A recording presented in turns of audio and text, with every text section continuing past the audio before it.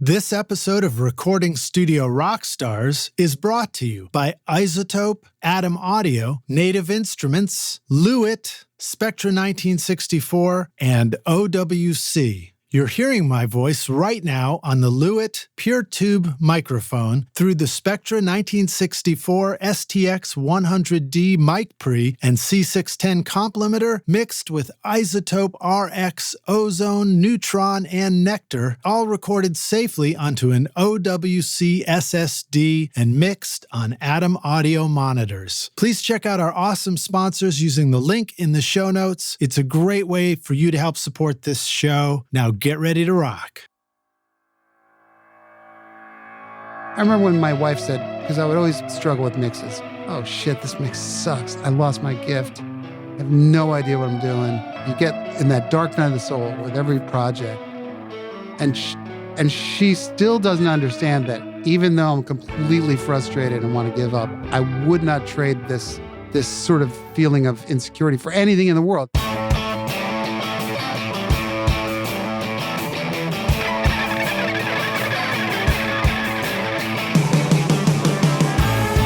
Welcome to Recording Studio Rockstars. I'm Lid Shaw, and this is the podcast created to help you become a rock star of the recording studio.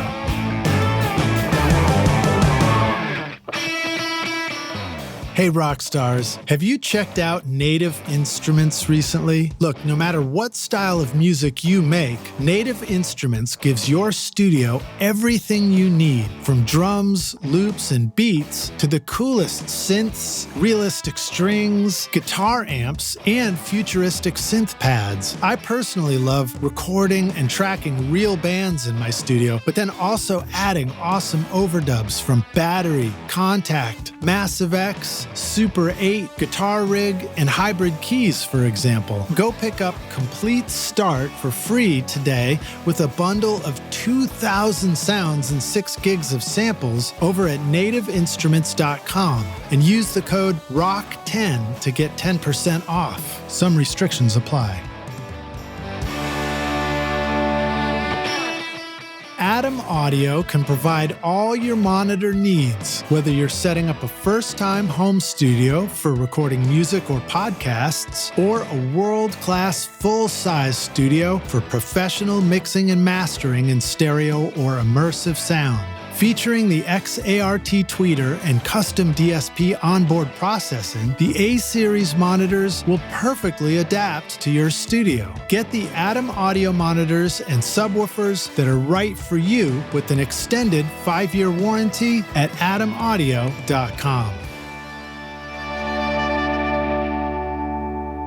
Howdy, Rockstars. It's your host, Lid Shaw, and welcome back to Recording Studio Rockstars, the podcast bringing you into the studio to learn from recording professionals so that you can make your best record ever and be a rock star of the studio yourself. My guest today, I'm very excited about, is Joe Pisapia, a singer, songwriter, producer, and multi-instrumentalist best known for his work as a member of Guster and K.D. Lang and the Siss Boom Bang. He co-produced and co-wrote Guster's 2006 release, Ganging Up on the Sun, an album that cracked Billboard's top 25 and was one of the best-selling internet albums of the year. He did the same on the band's 2010 Easy Wonderful, and he produced and penned the title track for K.D. Lang's 2011 album Sing It Loud, and acted as music director for the accompanying tour. As a producer and mixer, Joe's credits include Ben Folds 5, The Hush Kids, Zac Clark, Drew Holcolmb, Chuck Mead, Josh Rouse, Courtney Jaye, Matt Wertz, William Tyler, The Silver Seas, and The Pierces, to name just a few. And when the Grammy Award-winning band Fun needed orchestral recording for its Grammy performance, they called Joe. Originally from New Jersey, Joe moved to Nashville with his band Joe Mark's Brother in the 90s, which is when I met him, with whom he has made beautiful sounding records. And Joe has continued to record as a solo artist, producing out of his own studio, Middle Tree, in East Nashville. right across the hood here. His 2002 release, Daydreams, was given 4 stars and called stellar by allmusic.com. Ron Sexsmith called 2015's Night Vision amazing and the best thing he's heard in a long time. And in 2016, Joe collaborated with singer-songwriter Kate York for the duet EP Kate York and Joe Pisapia. In 2018, Joe released 2 full-length solo albums, nicely done, Connection and Cosmic Christmas. And in 2019, he recorded his first instrumental album. I'm not even sure how to say it, Imbolic. I think it's Imbolic, but I don't even know either. Okay, Never heard cool. it said. I love it, man. For a 2020 release of the album, he made music videos, which consisted of him making some of his favorite comfort foods. Nicely done. Joe also produced much of and mixed all of Pam Tillis's Looking for a Feeling. Pam cut Joe's song Better Friends, which was originally released on his solo album Connection, and NPR's Ann Powers singled out Tillis's version of Better Friends, calling it a quintessential country song. Congrats on that, man. Also, in 2019, Joe produced Gillette Johnson's It's a Beautiful Day and I Love You, and was part of the live ensemble who recorded the album Outside Child by Allison Russell, produced by Dan Knobler, which Joe described as tantamount to a holy experience. Please welcome Joe Pisapia to Recording Studio Rockstars. Joe, my brother, well, Mark's brother, are you ready to rock, man? Yes, sir. Dude, it's such an honor to have you here on the show finally, man. It's such a pleasure. I've been bugging you. I've been poking you. Like, you should come on the podcast. You should come on the podcast. And we finally pulled it off, man. We finally pulled it off. Yeah. So now you and I met back in the late 90s, was it? I think it was, right? Yeah. It was not too long after you guys moved here, I think. Yep. And when I was filling out the paperwork, and it was like something about like when did you first hear about Lidge, or when did you guys first meet? Have you ever met? I was like, you tell me, because it's so long ago. And I think, correct me if I'm wrong, were you interning at Alex for a minute in the early 90s? Yeah, in the early 90s, I'd never technically interned. I just started out as an assistant. I was basically doing the same thing. Yeah. Yeah. I mean, the only difference being I was actually getting, maybe paid $50 a day or something to start, which was like manna from heaven at that point, Totally. But that's right. And I remember those guys always telling me about, you should hear Lidge's work. You should work with Lidge. He's amazing. Well, and then, nice. and then we finally got together. It was like they always had proteges over there. Yeah. I met Alex Munoz from Alex the Great. And Alex and I did a lot of work together. He was so helpful. He was my roommate. That's right. For a while, yeah, he was great. He's gone off to do lots of great things. I think he's already won a Grammy, right? Yeah. Yep, he has. So Rockstars, Alex the Great is the studio that I talk about on the podcast sometimes, where I started out, under a couple of mentors of mine, Brad Jones and Robin Eaton. And it's a wonderful place. Alex the Great is right next to another studio called Club Roar. They're both still thriving, still awesome. And that's where I got to meet people like Joe Pisapia and Pat Sansone when he was first in town here. A lot of great folks came to Nashville, and I guess they're still coming, but it's like, it's nice to think of our generation as the really awesome one. I bet every generation probably feels that way. That's what I think too. And you know what's fascinating when I think about that is imagining like, oh, what if I could like be a fly on the wall for the next generation and witness them feeling the very same way that we did when we were coming up or whatever, But you probably feel that, don't you? Like even when you showed me the work that one of your interns is doing, and I forget his name, he lives in Los Angeles. That was Hugh McDonald who I was just playing you. Yeah. That must make you Fair Hazel. Who's also been a guest on the podcast recently. Oh, nice. But that must give you a feeling of, satisfaction to see these guys go on to do such great work. And then also, kind of glean some of the enthusiasm that he's feeling from his crew and his peers and what it's like to be a young person, holding that that heavy of a bag of talent that I could hear. Yeah, big time. And, I've had different interns in different capacities. Sometimes I see them go on to do great engineering work. Sometimes I see them go on to just become fabulous musicians and artists. And I always feel like the greatest testament to me feeling like it was a success, like I was successful, is knowing that they're going to go be way better than me. That's a great feeling. That's the dream. There's so many of my assistants that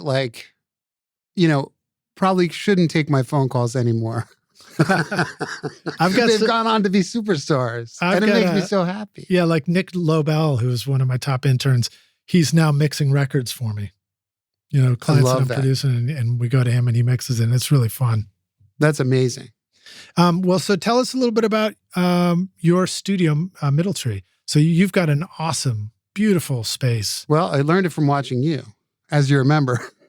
I remember it was between you and Eric Fritsch were the two guys that I knew. Right. And funny enough, we're all in East Nashville.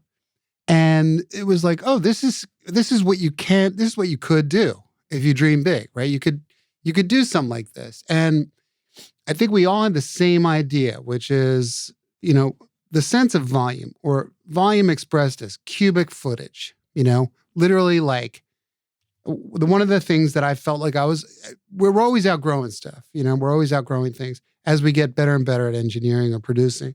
And one of the things that I noticed was, I would get real excited to record, and then I would hear the room in the mics. Right. And a little bit of room is charming, but a lot of rooms is... Well, it's when it feels like it's adding up on everything. That's right. It gets to be a challenge. So actually, let's rewind a little bit. Yep. I remember you got settled into an apartment across town. This is background end of 90s. And you got a hold of a cool, simple new recording rig and started learning this new software. And then I was like, oh, that one's cool. That one seems to be like, you don't have to, look for an EQ. It's just already got EQ on it and things like that. Yeah, it was Cubase. Yeah, right. Early Cubase, right? It was Cubase VST5, 32-bit. I remember the name of it. And it was 1999. My first computer as well. Because we didn't, this is how old we are. How old are you? Well, I'm old enough to remember that we had computers in college that had the basic on it. Yeah. 10, go to 20, 20, go to 30, run, whatever. And then there was one computer, there was a computer lab where you could print out your papers and peel off the little side things, right? It was like dot matrix. There was still a payphone in the building. So when I had a computer. And the paper actually came out of a box on the floor. Yeah. Remember that? That's right. Right out of the box. Sucked up corrugated. out of the box. So I didn't know what I was doing. I didn't know about save as. I had no idea. And it was a complete shit show. My friend from college, Steve Ward, who I learned recording with, we had our first 4-track, everything. But when he was in college, when we were in college together, his concentration was in computer science. And so he always was good at computers. He came down for a weekend for a visit. We were supposed to hang out. All he did was he cleaned my computer for me. He was like, Joe, this is atrocious. It's giving me anxiety. He's like, no wonder you can't find your audio. It's on your desktop and it's named Audio One. And so during the pandemic, a lot of my friends got rigs, you know what I mean? Because It's like, hey, what am I going to do? I'm out of work. Well, here's what I'll do. I'm going to provide free tech support as long as you get Pro Tools, because I owe in the Pro Tools karmic department. I'd probably call you in the middle of the night, called Jason Lenning. What do I do when it says this? Get out of jail free, like in your middle of the session, and shit goes haywire. So, long story short, I always say you got to create good working habits. Right. You got to know where your audio is. Let's be honest. The older I get, the more I've realized it's a blue collar, unfancy job. Whereas when I was a kid, I thought, oh, being a producer, that sounds cool. Very glamorous. Very glamorous. Very respectable. You get your money for nothing and your chicks for free, right? Well, that's the era we grew up in, So, but it's not that at all. It's file management. And if you don't have it, I remember Mike Poole, I ran into him at Bongo, and he said, if you don't have it in 3 places, you don't have it. Right. Not even two I places. still hear that. I'm like, oh man, all I know is the bottom line is I don't have it. Yeah. No Just assume you don't have it. Just assume You might I have don't touched have it for a minute. You might have had it, but all that work is gone. Yeah. So anyway, but yeah, so that was cool. You know what I mean? Cubase was, I got to admit, it sounded great. It was hard. There was one guy in town, John Painter. He had Cubase. He's still using it. Yeah. And it is a preferable software. But I'll be honest, because I'm not that smart in certain ways, Pro Tools is way easier to use. Really? I think. Well, you started learning it. I feel like I sort of remember you starting to learn it and get into it in the first house you had here with the studio in it. And it was like around that time where you were doing a lot of work with Guster. So you were interfacing directly with pro studios and producers, and it was probably expected on some You know what's level. funny is like I remember the conversation with the Guster guys. They're like, you're going to co-produce our record, but it's mandatory that you got to get Pro Tools because we're going to be communicating with our studios. We're going to be sending things in a mix, and they're going to be using Pro Tools. And I went kicking and screaming. I didn't want to do it because I had done some side-by-side comparisons, and the sound engine in Cubase to me always sounded better. The Steinberg product always just treated the audio better, right? So anyway, I did it. And the day I got Pro Tools, Brad Jones was like, I'm going to come show you Pro Tools. He's like, you're going to stand over my shoulder. You're going to look. I'm going to show you. He's like, I'll give you an hour and a half, 2 hours. You'll know everything you need to know. And literally, he did that. I remember he said the same thing I tell my new assistant. Put away that multi-tool. You're making me nervous. I love the multi-tool. But Brad was like, put away that multi-tool. You're making me nervous. Because you know the little hand, that's what you gotta watch. That hand might just accidentally grab something, click, grab. Oh, why is that audio all the way over there? Does it to me all the time. You know what's worse is when you train yourself to hit Apple S all the time. You know, Command S. But when you do it too light-handedly, you don't quite hit the command and you just hit the S. And wherever your cursor was, it truncates your audio from there to the end of the track. So if you've ever found yourself in a session, you're like, wait a minute, what the hell? Where the hell did the bass go from? Like, it was in the intro and then it's gone for the rest of the song. What happened? And it was like, because you just chopped it off by accident. It's a little bit treacherous. Let's be honest. I mean, I guess the same thing would happen with Apple with Select All if you did that one too. Right. Don't hit the command and hit the whatever A. the Y key does. I never want to use it. Like if you press Y, bad stuff happens. I don't even know what it does, but sometimes you just press Y because the R and T are right there. I use the A to Z. I use that. Yeah. The single key commands. You press Y and all of a sudden something shows up somewhere else. And it's like, now why would you ever need that?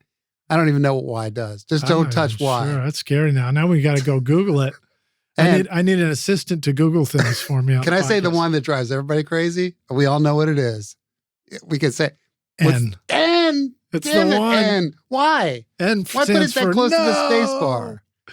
Yeah. So what happens is, Rockstars, you're hitting the space bar to start and stop your track, and accidentally you hit the N, and it changes the cursor so that, you know, let's say you're used to pressing play, and then when you hit stop and press play again, it's going to play from the same place you were because you're working on that little section or checking something.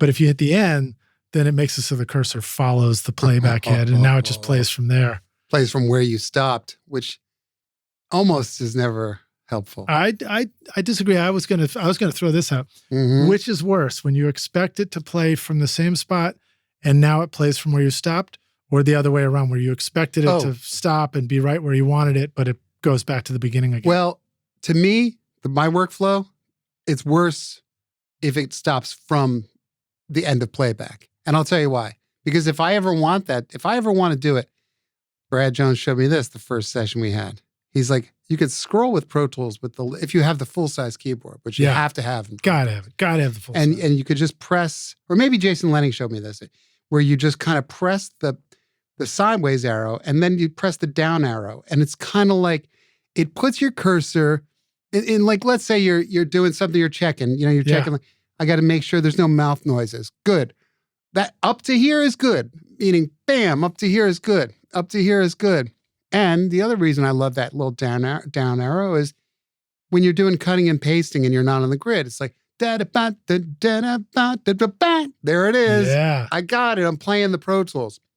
And then you feel like you're interfacing a little more. You feel like you're still you're not just being a data entry guy, you're being a musician. Yeah, it's fun when interacting with Pro Tools starts to feel like you're playing an instrument instead of like, working on a computer. So let me re-say a little bit of that so that make sure the rock stars got it. So so we got the arrow keys. It's up arrow, down arrow, left arrow, right arrow. The down one sort of drops the cursor at that spot. So if you're playing in Pro Tools and you hit that down arrow, it doesn't park it. Well, I guess it parks it. It puts the cursor right there. It'll keep playing, but then the cursor's right there. So if you were to hit stop and play again, and it plays from the cursor, now it's right where you decided to drop it. And then the left and right ones always center the screen to where the cursor is. So that's the trick. If you want to stay in that mode where it always goes back to the beginning of the playhead, but you're listening through a song and you don't want to lose where you were, which happens a lot, like Joe said, you're working hard on some track and checking it all the way through. And you don't want to like hit the wrong button and now you're like, oh God, where was I? I don't want to have to listen to the whole thing again. Then you get in the habit of just hitting the down arrow and I do down and left. It's like, did it while That's I'm listening. exactly what I do. Down and left. Yeah, that's awesome. Yep. It's a 2-finger method. Yeah. Yeah. And sometimes it's left and down, left and down, left and down. Because it feels like scrolling. Like I'm like, oh, here we go. And then the screen will scroll with you, which is nice too. Yeah. Sometimes you just got to mix it up, Rox. Mix it up. Yeah. Howdy, rock stars. I've got a secret to tell you about how I get a consistent sound mixing over 1,000 hours of recording studio rock stars. My secret is using iZotope, RX, Ozone, Neutron, and Nectar to make this podcast sound great. Right now, you're hearing RX breath control, declick, declip, DS, deplosive, voice denoise, Ozone multiband compression, Neutron EQ, and limiting, all from iZotope. Go to iZotope.com and use the secret code ROCK10 to get 10% off.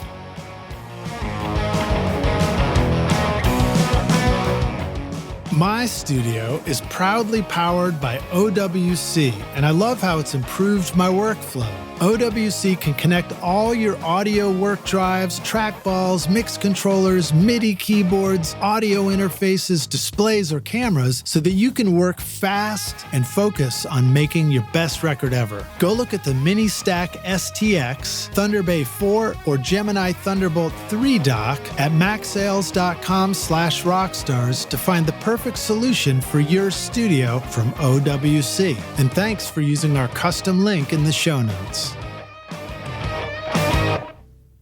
And so like dropping the cursor, there's a lot of editing. This I really did learn that from Brad Jones too, was instead of thinking about, I need to do an edit, now I'm going to go visually play something, or I'm going to go use the grid mode and go from bar 1, beat 1 to, this bar and grab my bit of audio to copy it.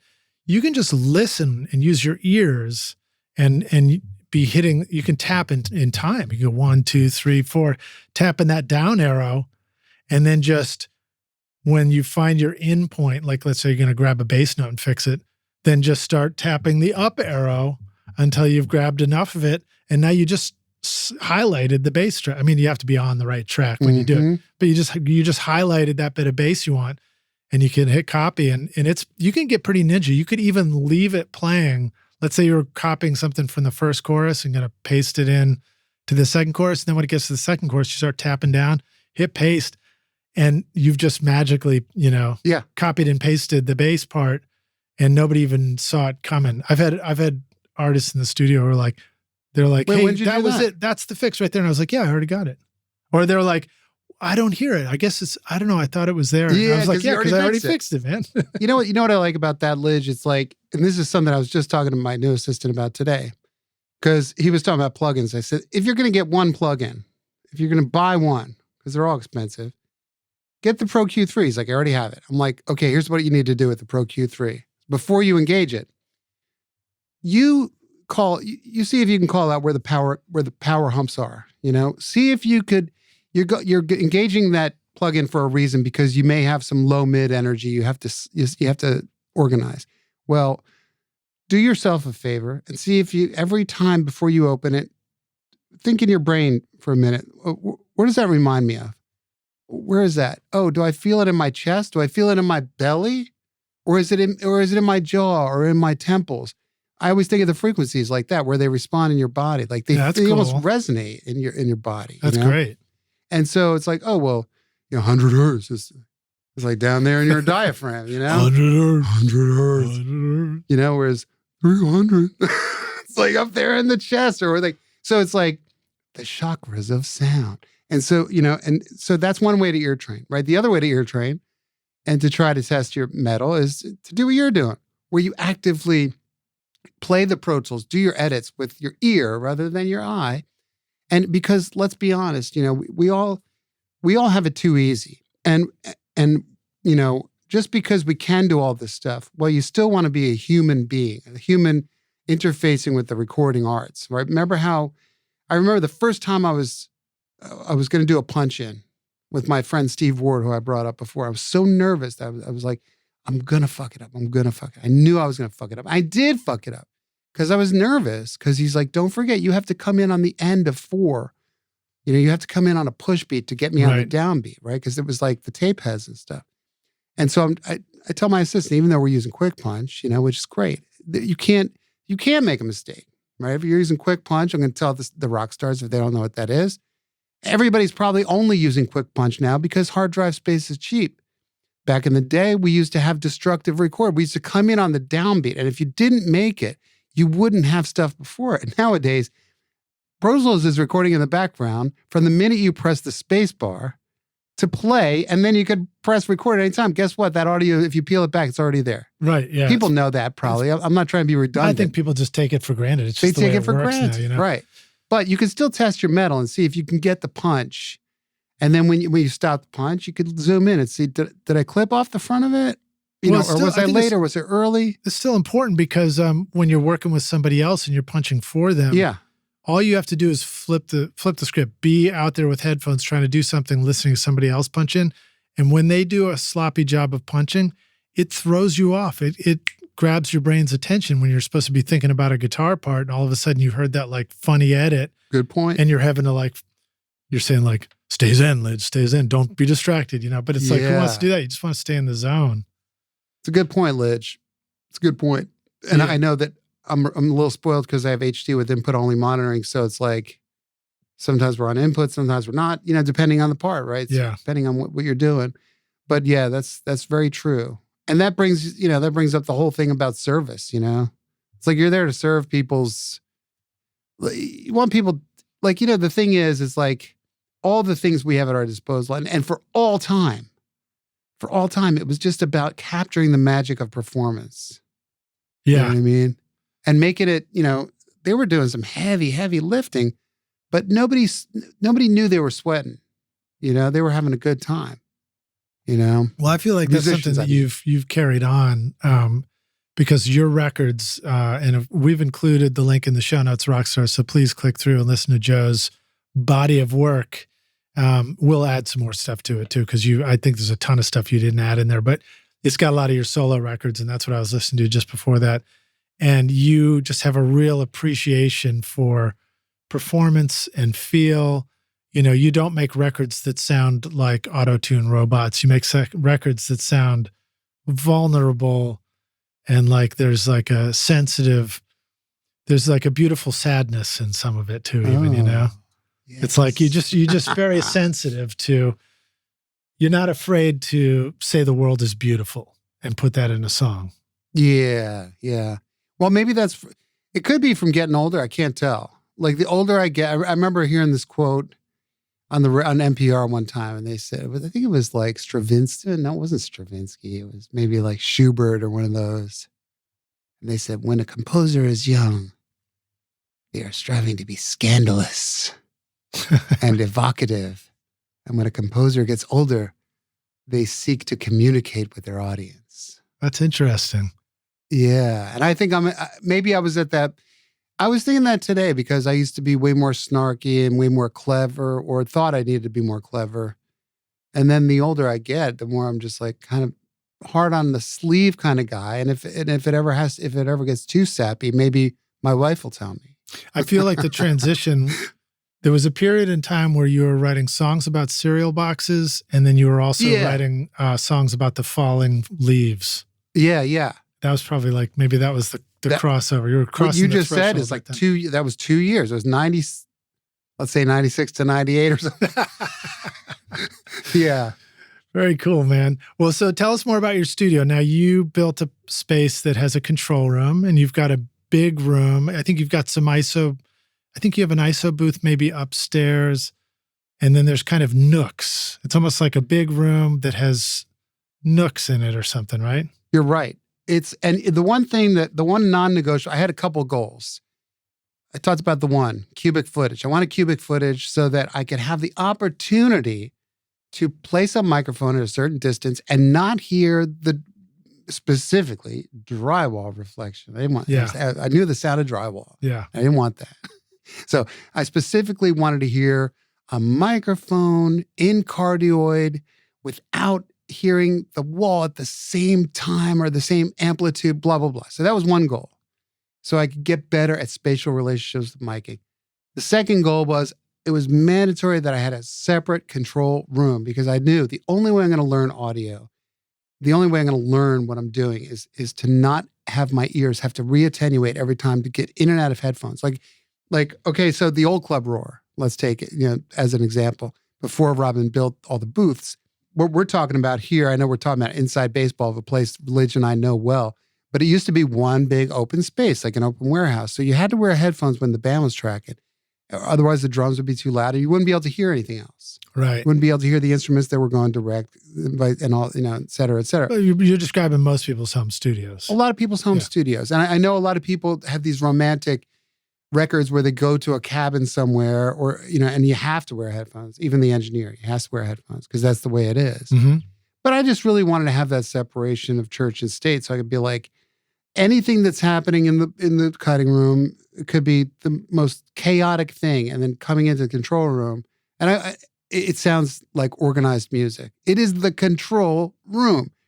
It's the control part of the experiment, right? So it's like sometimes I'll be with young bands or younger musicians, and they're like, "Why are we still doing it? What is it that's?" I said, "Well, come on in here and listen." I said, "If it's not happening between these two speakers, it's just not happening." Yeah. Yeah. You might think it's happening, but until it's happening here, it's not happening. And it's taken me so long to understand what that even means. And I'm not saying I even know how to do that. It's every single day is a new mystery. What are the most common things that strike you as thought it was happening in headphones?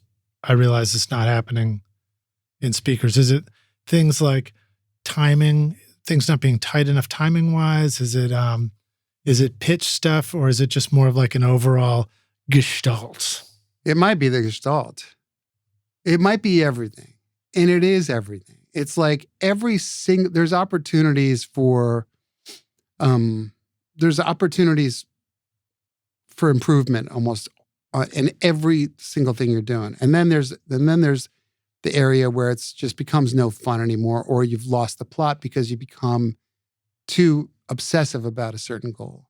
And I feel like what makes somebody a good or great producer is knowing where those thresholds are. That's what I think the most important part of our job is.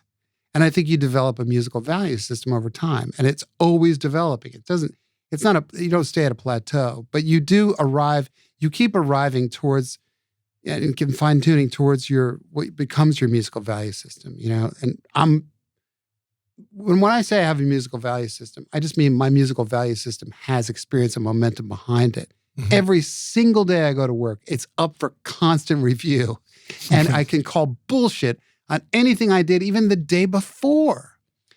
And I've worked with better producers and better musicians all the time, and they've made me aware where things can be better, where there are opportunities. Even going to mastering. I just heard a master I got back, and I brought it up and I level matched it with mine to see and learn where this person found opportunities and where I could have, maybe where I carved a little too much. Because what I noticed was he added glue. I was like, oh, That means I thinned out my soup a little too much. I over-organized some frequencies in the low mid-range, and then he added them back in a very, very customary, what's the word? Complimentary. Yeah. A very complimentary and gluey way that I was like, okay. And the reason I did that is because I just got a new subwoofer, just changed my speaker array, all the different DSP or whatever in the speakers, and I wasn't familiar with it. Yeah. I was like, I know exactly what to do. Turns out, you know what I mean? It's like I went a little too far with it. Yeah. So just because you can clean it doesn't mean you should. That's true. A lot of times we find ourselves with new tools that will, or new, almost like a new pair of sonic glasses where we can take analyze and take a close look at what we're doing. And then we do stuff just because we can, but it doesn't necessarily help. There's lots of times where I've gone in there, I'm like, oh, I'm really kicking it. I'm a master of low cut today. And then you go listen to the final mix and you're like, that sounds terrible. So now that we were mentioning earlier, one of the tools that I use is Samply. So it's this online cloud that will let you upload your songs into a project. And what's cool about it is you can have the project, you can have the song title. This is like best song ever. And then you can have best song ever version 1, version 2, rough mix. And it layers it just like a Pro Tools playlist. And so you can flip between the different ones and it level matches them and plays them in sync too. So you can go back and listen to that rough mix and then flip over to your latest and do what you just described, which is really handy because I'll be in the car sometimes and I'm like, oh, the rough mix was way better. And I remember the first time I experienced that was the record I produced for Will Kimbrough with Will, Home Away. Mm-hmm. And we were working really hard on stuff. And I went back and listened to a rough. And this is back when we had to, burn them on CDs and bounce them, take them to the car. And I listened to one. I was like, oh, that sounds so much better before I did anything. So it's really helpful. It doesn't mean you're not going to make mistakes moving forward, but it's great to know when you've made a mistake. It is. And perspective is everything. I like what you're saying, Lidge, because hearing things level matched and it's like, it's the only way to tell the truth. I was trying to show my assistant too, is like, whenever I put a compressor up, it's like Jason Lennon said to me back in the day, of course, anything that's louder, your ear is going to pick, right? Yeah. So, because it feels better with more amplitude. It feels like more confident, right? So it's like, well, level match everything. Level match all your things to see if it's really additive. And so I'm always constantly level matching the output of my compressor to what I say. And then I could see where the attack and release needs to be. You know what I mean? Then I could see where the input needs to be, or how many dBs of compression, how fast, how slow, whatever, But the other thing the way I mix that really helps me is I have a playlist. Like, in other words, I have a mix, and then let's say there's notes. Like, I go to the house, I make a few notes.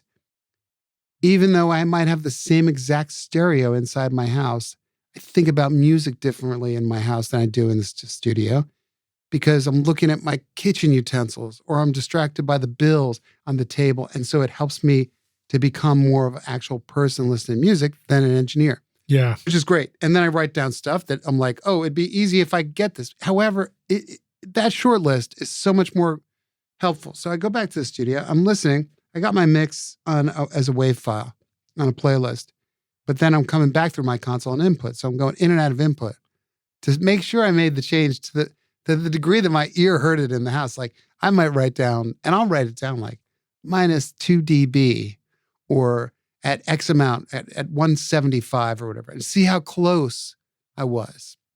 And I'm getting better. That's how you get better. You test yourself. I was just going to share a picture on the internet today. I remember, like, back in the day, I found this printout. It was like the frequency table and all the notes. Like, so that it was like, well, A is 440. We all remember that from our old tuning forks. So it's like, well, 220 is low A, all that stuff, you divide it.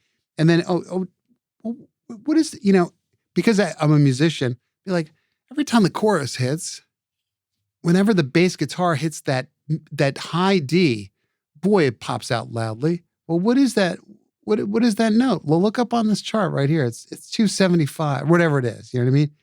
Well, there you go. And then you start to think about that. And the more time you spend with it, like from experience, I remember that same like woo woo or whatever. Oh, that might be around here. You know what I mean? And then you test your brain, see if test your ears and double check your math. And it's like you get closer and closer. Yeah. Are you recording your own music or other people's music in your studio, but you're having trouble figuring out how to get your mixes to sound great? Do they sound kind of weak or distant or lack punch and clarity? Well, I've got a gift to help you take your mixes from sounding like basement demos to sounding much closer to professional mixes. And it's my free course called Mix Master Bundle. This course will show you how to get pro-sounding mixes from your home studio with free and stock plugins in Pro Tools, and the best part is that these mixing techniques work for you in any DAW, whether you're on Logic, Cubase, Studio One, Reaper, anything you can think of. If you're ready now to make your best record ever, then go to mixmasterbundle.com to get started for free now, and you can find the clickable link in the show notes of this episode. Got a couple of responses to that. The first one I'm going to mention is a great plugin company called Meter Plug. So that is Ian Shepherd. And he's got a plugin called Perception, which I only really just started using and understood. And what's I'm going to write it down while you're talking about it. Yeah, please do. And Rockstars, remember to, the best way to listen to this podcast is to have the Note app open at the same time and just flip over and take notes while you're listening. But Perception lets you put a beginning plugin, and then you put Perception AB at the end. And what you do is, if you're mastering, for example, just imagine you're mastering something and you're trying to decide whether you're making the track better. You can put Perception at the beginning of the first slot of plugins, and then you can put AB at the end, and then add plugins that you're going to be using to manipulate the track. And you click on AB, and it automatically level matches for you. Wow. So that you can compare, am I really making it better with this or with this whole plugin chain, you know? Or you can like put it just around one plugin that you're adding to a mix and just see if it's helping. But it's really cool. And I used it recently in a process for myself where I was using the new BB Tubes plugin from Waves, which Star of the show. It's really cool, you know, and it just everything sounds so rich and so great that you're like, this is definitely better, you know, and then you go listen with something like Perception and it makes it easier to catch yourself if you're like, oh, really all I did was just mush it out here. I went too far or something like that, you know, but that's a handy one. And then the next one I was going to say for ear training, there have been, oh boy, it's been so long since we talked about. There is one that is like an app for the phone that lets you like multiple choice guess frequencies. I'll have to look that one up again. It was EQ, something EQ. Dan had created it. I'll come back to that, Rockstars. But one of the tricks that I like to do is the car is a place where I hear it and I'm like, why is it so easy to tell that the bass sucks in the car when I struggled in the studio or blah, blah, blah. And it might just be perspective, but it could also be that the car is like an easy to hear place. You know, it's very, very specific. And one day I was like, oh, well, why don't I just take the tone generator app on my phone and I'll just scroll through the tones in my car. And that was really cool because you can hear when certain low frequencies like rise or fall, or you just hear it and you're like, oh, that frequency, that's what the bass sounded like to me when the bass was too much, or I wish there was more in this mix. And I thought that was, 35 hertz, but it turns out it was 80 hertz or something like that. So it's really helpful for training your ear that way too, where you start to hear it. Oh, and then you go way down and you might discover, 30 hertz, I barely even hear it in my car, or maybe you do hear it and you thought you wouldn't. So it can be really helpful. That's really advanced. I love that. It's just such a simple hack too. So now I don't know exactly how you would do that on a home stereo, but if you're listening from a phone or if it's a computer, if you're playing off a computer somewhere, I'm sure there's like a tone app you could use there. That's really cool, Lidge. That's a very good hack. Yeah. I love that. Another one that I tried to do in the past too was loading a mix into like GarageBand app on my phone in the car and then just putting the plug in on it and actually Oh. like doing some bold EQ boosts right there to just see like which ones seem to be doing the trick, you know. I'm not convinced that it totally got it, you know, nailed it for me, but it's just very ear opening. Ear opening. Yeah, to start messing with all that stuff.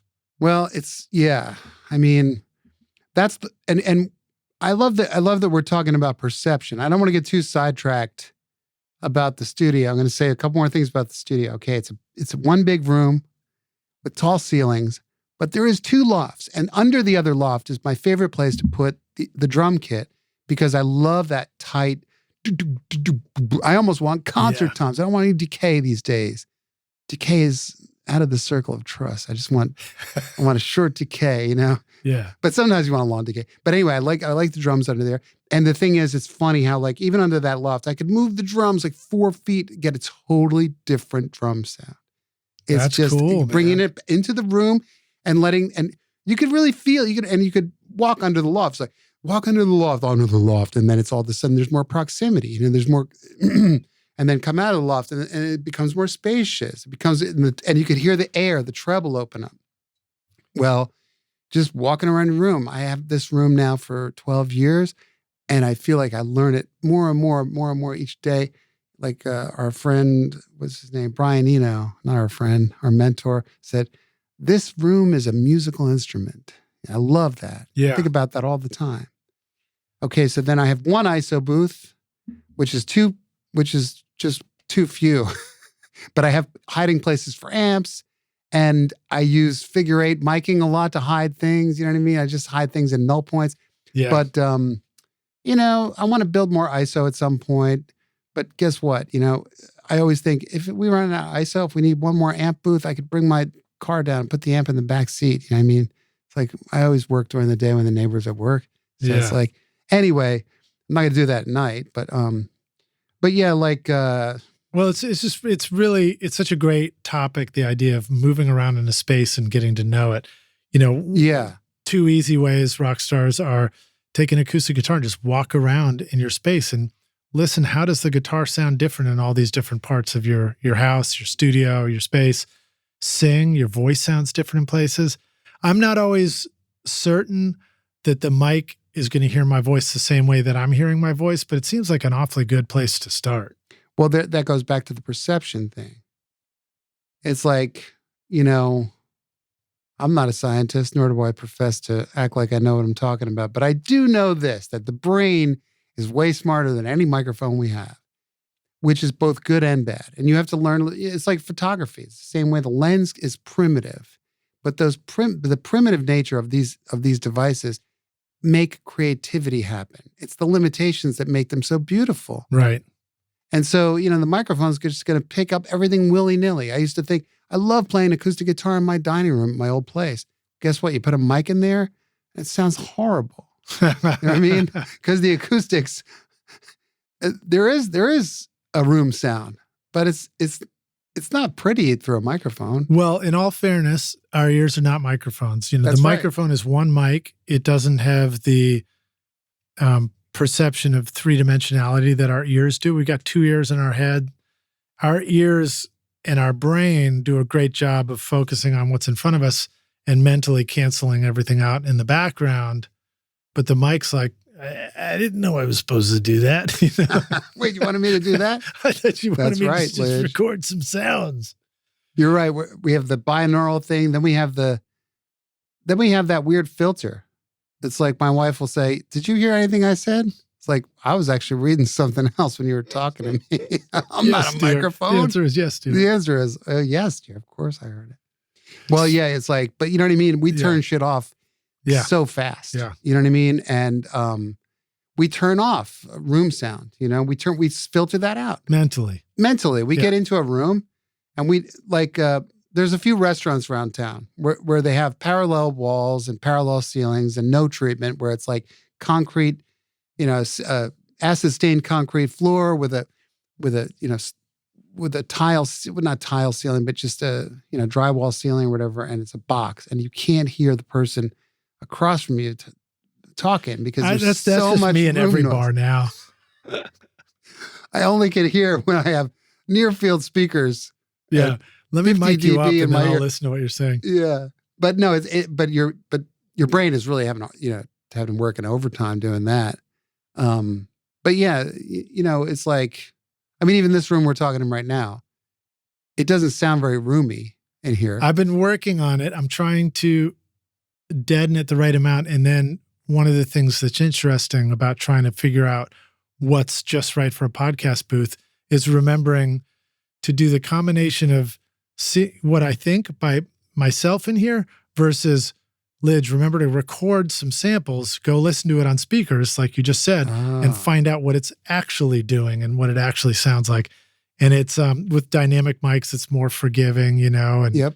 it's just it's finding that sweet spot between what I think it's doing and what the speakers are telling me it's doing too. You just brought up a thing that when you were saying about whether or not you have it in the speakers, whether or not this and that, one of the things that I think about in cutting and then going all the way to mixing, think of how hard you're going to beat that audio up to get it to stand up straight from this wafer thin, it's almost like a limp reed, when it's being recorded.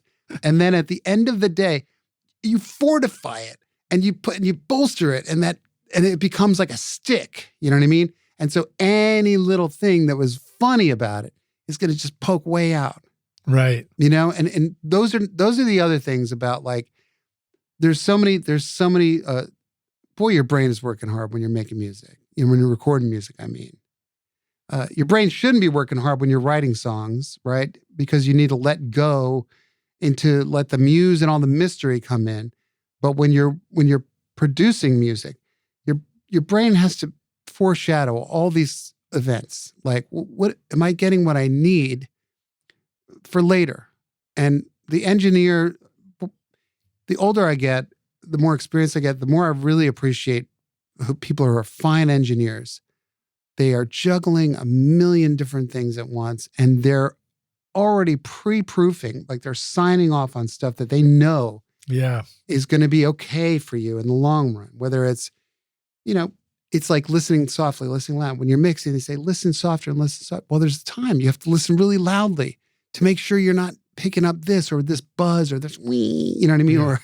Or even the low end feels right, What's that? Or that the low end feels right. Or that the low end feels right, right? There's so many things you have to double check. And I think just experience and people who are experienced and you learn from them and then you become more experienced. I remember when my wife said, because I would always struggle with mixes, like, oh shit, this mix sucks. I lost my gift. I have no idea what I'm doing. I feel like you get in that dark night of the soul with every project. And she still doesn't understand that even though I'm completely frustrated and want to give up, I would not trade this sort of feeling of insecurity for anything in the world. It's where everyone must sit. But she said, why do you have to be a mixer? Why can't you just be okay with being like a songwriter, a producer, whatever? And I said, the reason I need to be a mixer, and I don't need to be forever, partly because I love it. Yeah. It's like it's my second favorite job in the studio. And so, but the other reason is because if I don't sit in my own shit, I'll never learn from my mistakes. The only way I'm going to learn is by saying, okay, I'm mixing and I'm bringing the stuff into mixing. And the studio's closed. We're in the mixing suite or whatever. We're in that frame of mind. And what do I wish I would have done so that I would have the goods now? What I mean? Right. What should I have done differently earlier when I had the chance? And that's really helping me get better and better and better. Is sitting in my own mistakes. Yeah, it's fascinating. And then that combination of learning what things you can manipulate in a mix successfully versus what things you needed to get right before the mix. And it's an amazing combination because they both exist simultaneously. Yeah. There are definitely times where what I learn is I need to be much, much bolder with my EQ decisions and my mix decisions. And then there are times where it's like, no, you can't fix this now. You needed to get it right, before you recorded it, get the instrument to sound right to begin with. And drums is one of those plays. Yeah. Of course, drums is a big deal. It's a lot of mics and a lot of things that we have to reassemble as a sound, Yeah. It's true. And then you get into relationships of timing and phase because of so many open mics and so many different things. And then here's what I love about Nashville. And I know that we're spoiled because you and I both, and we also share like some of the same mentors. And, your mentors are not just people that are older than you. Sometimes it's people that are younger than you and your peers. And there's so much genius. We're in a community of so much musical genius. And I remember Jim DeMaine, who has always been a mentor, when I was showing him, well, Jim, this is how I'm doing this. Or he said, Joe, what I would suggest. And he would say things he said, why don't you put your room mics in Omni for phase forgiveness? And I was like, oh, hello. You know what I mean? I never thought of that. He's like, yeah, you could have a lot more if you're working fast. You know what I mean? Just, and knowing how the microphones function, how they relate to each other, knowing how to check phase. I'm like you. I have dual subs right now. So I can put the mix in mono and stand in front of one of my speakers with a sub because that's where the console, the lower end of the console is where my drums are. I just put it in mono, listen to that one speaker and check all my phase. And the subwoofer's right on the back of it. So I can really feel. Yeah. I could feel it in my body. Again, I could feel it in my stomach if the toms are in phase with the snares, in phase with the this and the yeah. Yeah, that's the whole Omni trick is such a great one, and it's something I need to remember too. So that is one of the lessons you learn from the greats who record, artists and ensembles on stage. Is like use Omni mics all across the orchestra or the band on stage. That way, when you're bringing them in and out against each other, they're not phase canceling each other. I guess they can for timing, but they don't mess each other up as far as the rejection phase goes between one mic and another. Yeah. And they sound much more natural blending together. Omni mics are beautiful when you find the right opportunities to use them. Yeah. Where are the places that you use them mostly in the studio? It's funny. I use Omni. I used to record stereo room mics on drums. Now, for whatever reason, I go in and out of phases. No pun intended. Yeps. But sorry. But lately I've been using a mono room mic in Omni. And then the other places I use Omni sometimes is like I use Omni on acoustic guitar sometimes. I like it. On a condenser mic, it just, I feel like it takes away some of the proximity effect, and right. then and you get really close, right? You get really close, or you can go a little further and feel some of the ambiance in wherever you are in the room. The other thing is, I remember working with Jakir King, and he did something where he took a mic and put it in an Omni in the vocal booth, about 3 feet away from the singer, and just cranked it up through the compressor, and it was like in a really well tuned, almost like your booth, the way how good that sounds after Carl Tatz was here. It was that kind of booth, and it sounded so beautiful. You know what I mean? It sounded present, but it also had just a little bit of put more something air on it. Yeah, it something special weird. on it. Yeah. Right on. And so I started. I was playing around with that in my booth. I remember we read this thing about Linda Ronstadt, the last artist I was working with. We're doing a record in the spirit of Linda Ronstadt. Her voice is kind of similar, and I was like, oh, that means I get to be Andrew Gold, Nice. Play some guitars and stuff. So, but we read about her thing. Her sound was she had a U87 that was stuck in, I think it was either stuck in Figure 8 or Omni. Oh, really? Yeah, and she used to put it near the glass of the booth, so there was a reflection off the glass. I mean, that's a sound, and that right? was part of the sound. Yeah, I feel like I've heard that on Al Green's record. There was one, and when I heard it, I was like, wow, I really hear the space around the vocal on this. And I don't know if it's totally accurate, but I remember thinking that.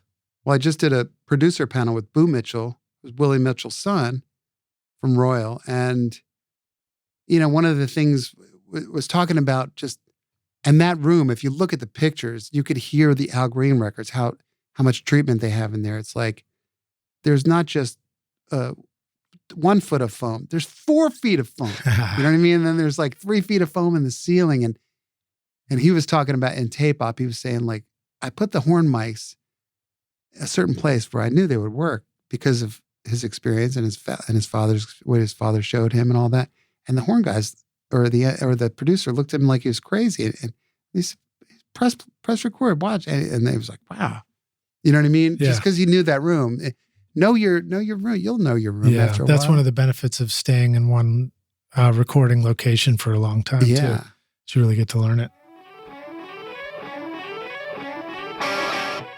Atom Audio introduces the all-new A-Series line of monitors, featuring the XART accelerated ribbon tweeter design, built-in DSP-based room correction, and speaker voicings to allow you to customize your Atom Audio monitors to your control room. The A-Series will rock in any studio. Small studio spaces or immersive multi-speaker configurations are perfect for the A4V or the new A7V, the next generation of the incredibly popular A7X. Mid-size rooms and narrow spaces will love the low profile of the A44H, expanding on the A7V sound, or the A77H, a true three-way midfield monitor delivering rich, spacious sound. And bigger studios will love the A8H, a three-way speaker and the pinnacle of the A-Series that delivers extremely accurate sound required for critical listening environments. Get the Atom Audio monitors and subwoofers that are right for your studio with an extended 5-year warranty at atomaudio.com.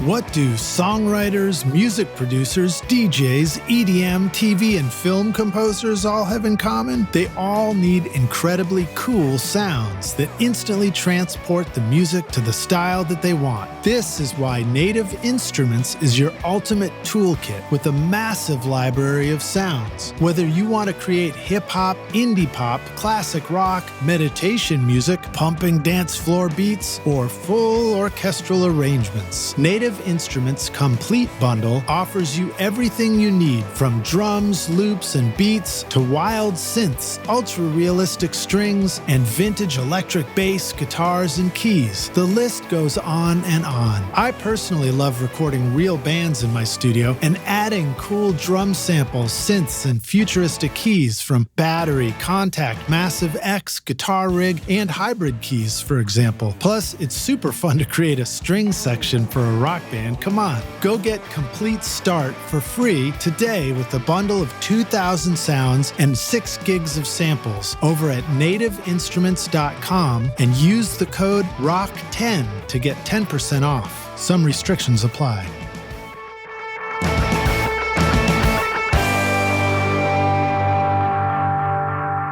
Hey, Rockstars, we're back now for the second half of the podcast, aka the Jam Session. My guest today is Joe Pisapia, joining us here at the Toy Box Studio.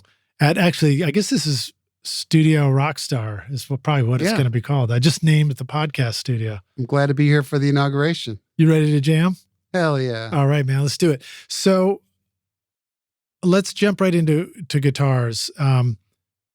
Daydreams, Imbolc. I don't know how to say it. I thought maybe it was an acronym, IMBOLC. How do you record those beautiful acoustic guitars? So you're really masterful on playing an acoustic, but there's something in the way you record it too that just sounds bigger than life, and it immediately evokes like Django Reinhardt, the way those guitars can sound much bigger than you expect when you just pluck a couple of notes on an acoustic. Man, I'm really thankful that that's how you perceive it. Because I always think, oh, one day I'll get better at this. You know, it's like when you make your own dinner and you're like, it tastes all right. But when your wife makes it, it's like, this is delicious. Yeah. And she's like, I don't know. I don't think it came out good. So, but yeah, like, well, you know, the funny thing about the Imbolc record was I had just got 2 new pieces of gear, and the whole record was because I wanted to play with those 2 toys. These are tools, not toys. If my wife is listening, tools, not toys. But they are toys, and indispensable. They are tools. Yeah, let's be honest. Our work is fun. So I had just got the U67 reissue, the Neumann. Nice. And I remember renting your 67. I remember for the second Guster record. You were kind enough to rent us that mic, and back then I remember mics. You could get a U67 for X amount of dollars, which those days are over, right?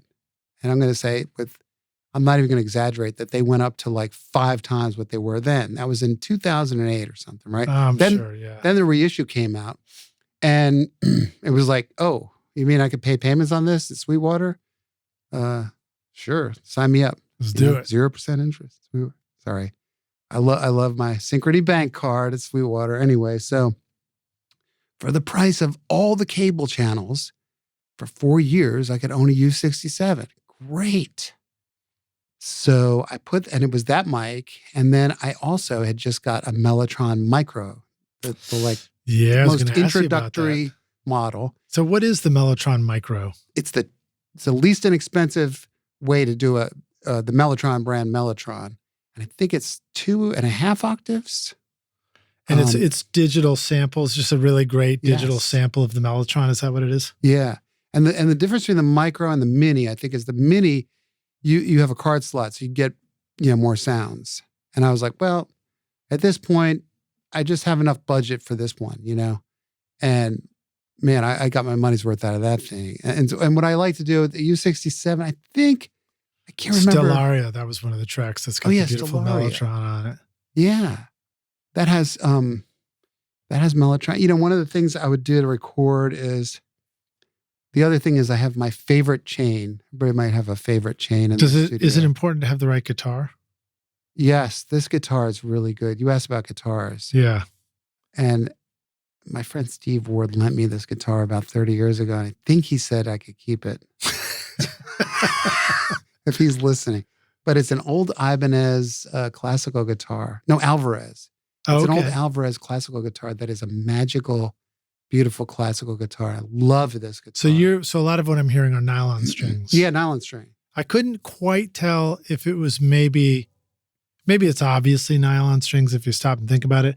But for a moment I thought maybe they were, steel strings, but they were just sort of dark and you were playing them in a dark way. But I guess that really is the big difference between nylon strings and steel strings. Well, it's funny. I like those cheaper nylon strings, and I like the ones where I think the brand is Labella that I like, and they have the black strings on top rather than the sort of clear ones. Nice. And I just like the way those sound. I don't know what it is about it. I don't know shit about what I'm doing. I just like what I like.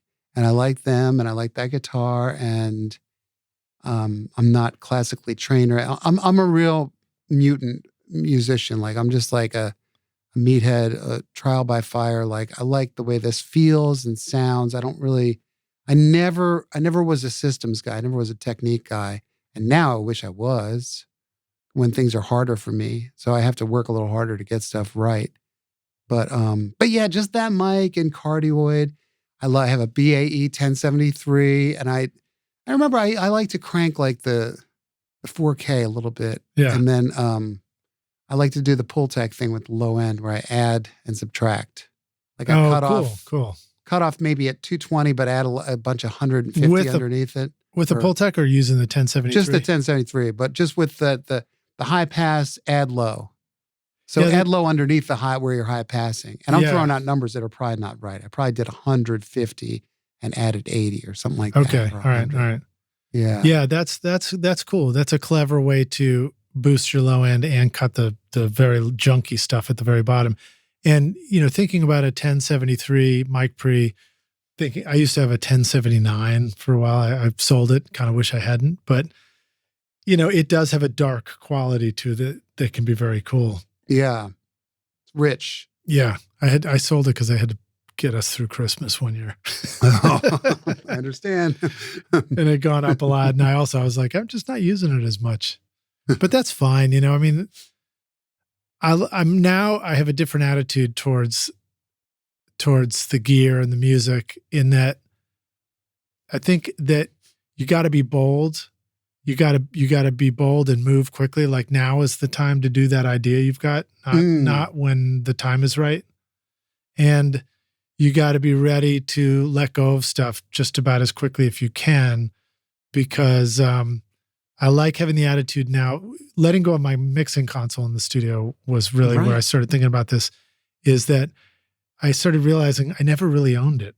I just had it for a while, instead of thinking like, this is my thing. This is my mic, my guitar, whatever you like. Started thinking, especially for the vintage stuff, which might have a history. You're like, okay, this is my turn to use this thing.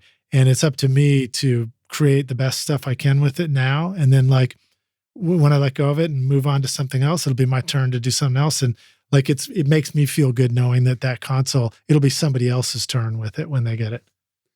It's funny because my wife always tries to give me that advice all the time. If you're going to buy something new, get rid of something that you don't use that much. And you mean like technically don't use it, or don't use it in terms of like, what if we might use it? Well, there you go. I remember one day I was talking to Audley Freed, who's a great guitar player. If people don't know who he is, look him up. His resume is impressive. And Indeed. Not only is his resume impressive, just if you ever hear him play, it's really amazing. His height is impressive. His height, his demeanor, his wisdom. His fashion sense is impressive. He checks all boxes. But one of the things I remember is saying, man, I'm thinking about selling my Gretsch. He's like, I wouldn't. And I'm like, why? He's like, sometimes you need a Gretsch. Yeah. And I was like, you know what? He's right. And there's certain tools. Like the other day, I haven't played my 12-string electric guitar I haven't done an overdub with it in probably 7 years. But there's a song I'm working on right now, and it needed a 12-string electric guitar part. I was really glad I had that tool, That's making me feel much better about the one that's hanging on my wall down in the studio, especially since it's also tough to get it in tune. Well, that's probably why you don't pick it up. Yeah. Who's going to, spend 20 minutes tuning it? Yeah. But yeah. Well, I mean, think about Picasso for a minute. Do you think that during Picasso's blue period, he really got rid of his reds and his greens and his whites and his other colors? No. Come on now. He kept them around. You gotta have your color palette. Another aspect of the studio that I think people who don't have studios sometimes might be slow to grasp is you have to have a lot of stuff, because you have to have, when that one cable or adapter is needed for something, your responsibility as the studio is you've got it, and we'll just move right forward and we'll hook it up, no problem. And it's not very glamorous, that part of having a studio. It's so true, though. I remember when I started I was working with my assistant Josh as an intern years ago. So after the pandemic, he went home for the pandemic to be near his family. And he came back to Nashville, and I said, well, first things first, I was getting ready for a real busy season. Ben Folds was coming in, and I want to get ready for the maestro. Nice. I want to be able to serve him as fast as Ben likes to go very fast. His brain is as fast as it's faster than you think it is. Right? I bet, man. Did he bring his piano or did he use your piano? Yes. He brought his beautiful, in fact, when I worked on the Ben Folds 5 record, he was still at RCA Studio A before, he vacated and Dave Cobb took it over. So every piano was in there of his. But the one that we're using now I don't believe it was in there, or it was kind of pushed to the side and we had all the Steinways mic'd up. Anyway, this one's a Baldwin SF10. So it's a 7 feet X inches full concert grand piano. But so it was he buys custom. pianos like you buy guitars. He does. Yeah. He does. But this one was custom made for him. He had two. Wow. That they basically built a Steinway B inside of a Baldwin SF10. And he had two of them, and one of them got destroyed in the sound check flood. Where in 2010, Soundcheck was a huge facility. If you looked at it from an airplane, what would you think, Lidge? Like 2 city blocks? Yeah, football fields, multiple football fields or something. Just full of lockers and rehearsal situations for bands touring they would store their cartage in there. Yeah. And people lost really beautiful stuff, and he lost one of his pianos in there. So I have the remaining one in my studio as we speak. When you were talking about stuff on loan, well, I feel the pressure of like, oh, I can't wait to try recording this piano more and more. It's beautiful. Now I'm spoiled. But anyway, before he came, my assistant Josh and I, we spent probably 2 good weeks, and we just took every single box and every single thing out of the closet, every single cable and and we organized everything. I said, here's the deal. You have to know as well as I do where every single item is, where every length of every cable is. Don't use a bigger length than you need, because we may need that for another job, and we need it fast. Right. Yeah. We need things fast. When someone has an idea the one thing you never want to do is stall that person's creativity, because these muses are like really, it's like a hummingbird, You think you're going to take a picture of the hummingbird? Well, you don't have time to get your camera. You know what I mean? That's a good point, yeah. my iPhone's always too slow for my pictures. He's like, oh, you fumbled it, and it's like the flashlight comes on. Pushing the button, and it's like, I don't want to see the calendar. Come on. Yeah. Photo. Totally. So I have 2 boxes called Weird Cables, Weird Cables 1, Weird Cables 2. And guess what? In the spirit of, it's the opposite of the Marie Kondo. It's like, keep every single cable you have. All the Radio Shack stuff when they were still available. I miss Radio Shack, but I have all that stuff. RCA to XLR. RCA to this, to that. RCA to Neutrik Class B military patch bay 1/4 inch. You know what I mean? It's like, I have all of it. You never know when you're going to need it. USB to speak on. That's awesome, man. Yeah, it's a constant challenge. And I think what you described is the way to do it. You have to have, it's like getting ready for a party. You really clean your house and you get it all nice when you finally just schedule a party. And if you book a session that's an important one, you'll get off your ass and you'll do all those things that need to be done. And otherwise, the studio's always in some form of disarray, or I have interns that help, and thank God for their help, but they'll put things in strange places and then I don't know where it is. And I redid my studio too, which you saw, and it's taken like 3 years to find, that USB adapter that I knew I had. And finally, here was a funny example, was for video production for my YouTube channel. I was like, I know I bought this thing that will let me plug my camera into it and go into the computer. And I looked and I looked and I looked and I looked and I looked, and I got my interns. We all looked, never found it. Finally, I was like, screw it. I'm just going to buy another one. It's just $180 out the door again. I bought it on Amazon, and the very next day I found it in the box where it was supposed to be in the first place. So what are you going to do? Now I got 2 though. Well, yeah, it is. You never know. You never know. And even down to like, what's the cable that, forget the name for it, that plugged, the AC cable. What's it called? The IEC. The schmaltzometer? No, that's it. The schmaltzometer. No, the IEC cables. I'm like, oh yeah. Use exactly the length you need, because you never know. You need the big one, or you might need the short one. I become more obsessive with that stuff as I get older, only because it feels like all those little choices you make. It's like when I first heard a Neve mic pre compared to an M Audio mic pre. I was like, well, that doesn't really sound that much different. Okay, but you know what? Do a whole record with one and do a whole record with the other, and then listen at the end of the day. It's like, oh, it's cumulative. All these little choices are cumulative into a better goal. Mm-hmm. And I think like even getting into the studio mindset, which is exactly that. It's like make every decision as wisely as you can, because and so that's just good training for the job, Yeah. Let's jump back to guitars for just a moment. So guitar tunings, that strikes me as something that you're not afraid to explore. I remember I was going on a weekend trip with my buddy Chris when he was a travel writer for AAA magazine, and we went down to New Orleans, and we did New Orleans, Lafayette, and Baton Rouge in one weekend. We got to tour the Tabasco, Avery Island, the whole thing. It was really awesome.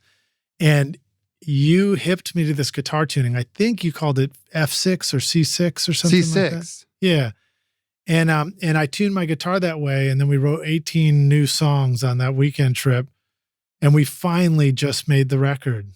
I'm actually finishing the mixes now, 20-something years later. We tracked them all and finished them out. And boy, was it challenging to go back and listen to those demos and be like, what is that tuning? And sometimes you could have called me. You should have called me. Well, I did. I think I did. Oh, yeah, you did. What's that tuning? That's right. Yeah. Well, so give us the tuning before I lose track of it. I will say it might have been one of my best moments, because I woke up thinking about this. I was like, oh, and the reason was because I've always been obsessed about pedal steel guitar. Not that I've always played it. I just thought about it a lot. And I thought, why would they have an E9 tuning and a C6 tuning? What if there could be a guitar C6 tuning? maybe that would, maybe it'd be like, aha, that makes sense or something. So I thought about it and I was like, oh, let me try it. So low to high, it's C, G. You leave the D alone, and then you go F, A, C. So it's kind of like almost like a D minor chord on top with a C, C and G on the bottom. But it's a songwriter's paradise. I mean, and I'm honored that you have an album in that. And Jordan Lenning did a record. I wish I knew the title of the record. It was not his most recent release, but the one before that was very folky. Yeah. And acoustic-y, and he used that tuning the whole time. Well, hopefully this one will be out by then. Hopefully I'll finish it. I'm being very patient with myself. Don't beat myself up. Know that as long as I keep chipping away at something, it will get done at one point. But it is remarkable when like you finish a record and you're like, the first one I was like, God, it took me 8 years to do it. I can't believe it took me 8 years. And then the next one, it's like, that record took me 16 years to do it. Now here I'm doing one. It's like, that record took me 20 plus years to do it. I mean, eventually I'll be like, this is my 100-year record, hopefully.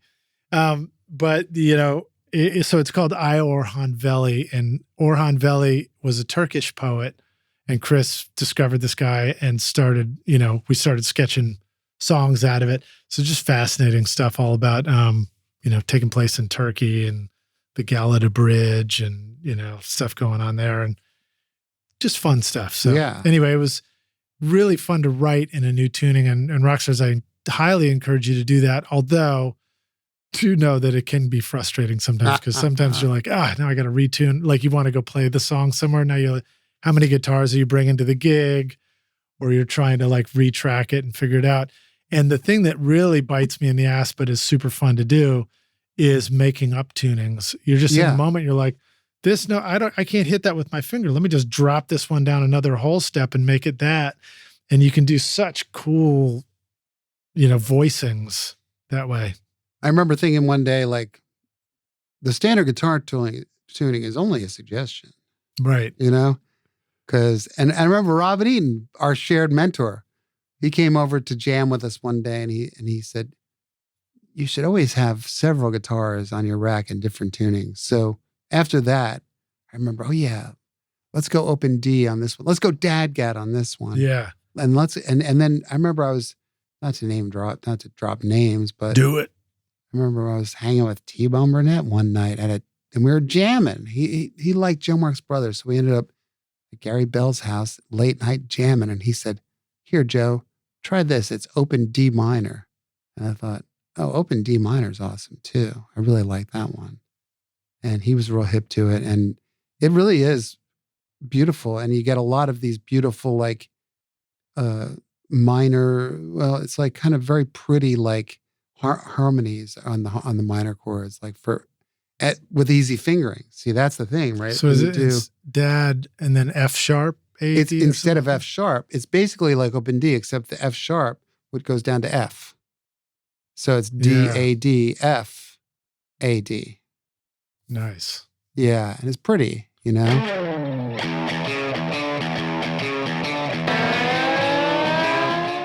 OWC is your one-stop shop for flexible drive storage and connectivity solutions for your studio. The Mini Stack STX for your Mac Mini adds 2 additional drives over a universal SATA HDD SSD bay and an NVMe M.2 PCIe SSD, plus 3 additional Thunderbolt USB ports. The OWC Thunder Bay 4 chassis, built like a tank, gives you 4 hot-swappable 2.5-inch RAID configurable drive bays, plus an extra Thunderbolt 3 jack for daisy chaining up to 5 devices. Or check out the OWC Gemini Thunderbolt 3 dock with 2 RAID configurable drives and 7 ports of connectivity, including a front-side SD card reader, 1 gig Ethernet, 2 USB 3.2 ports, a dedicated display port, and an additional backward-compatible Thunderbolt port. Get your studio connected with the Mini Stack STX, Thunder Bay 4, and Gemini Thunderbolt 3 dock at macsales.com/rockstars. Use the custom link in our show notes because it's a great way for you to help support this podcast. So thanks, Rockstars.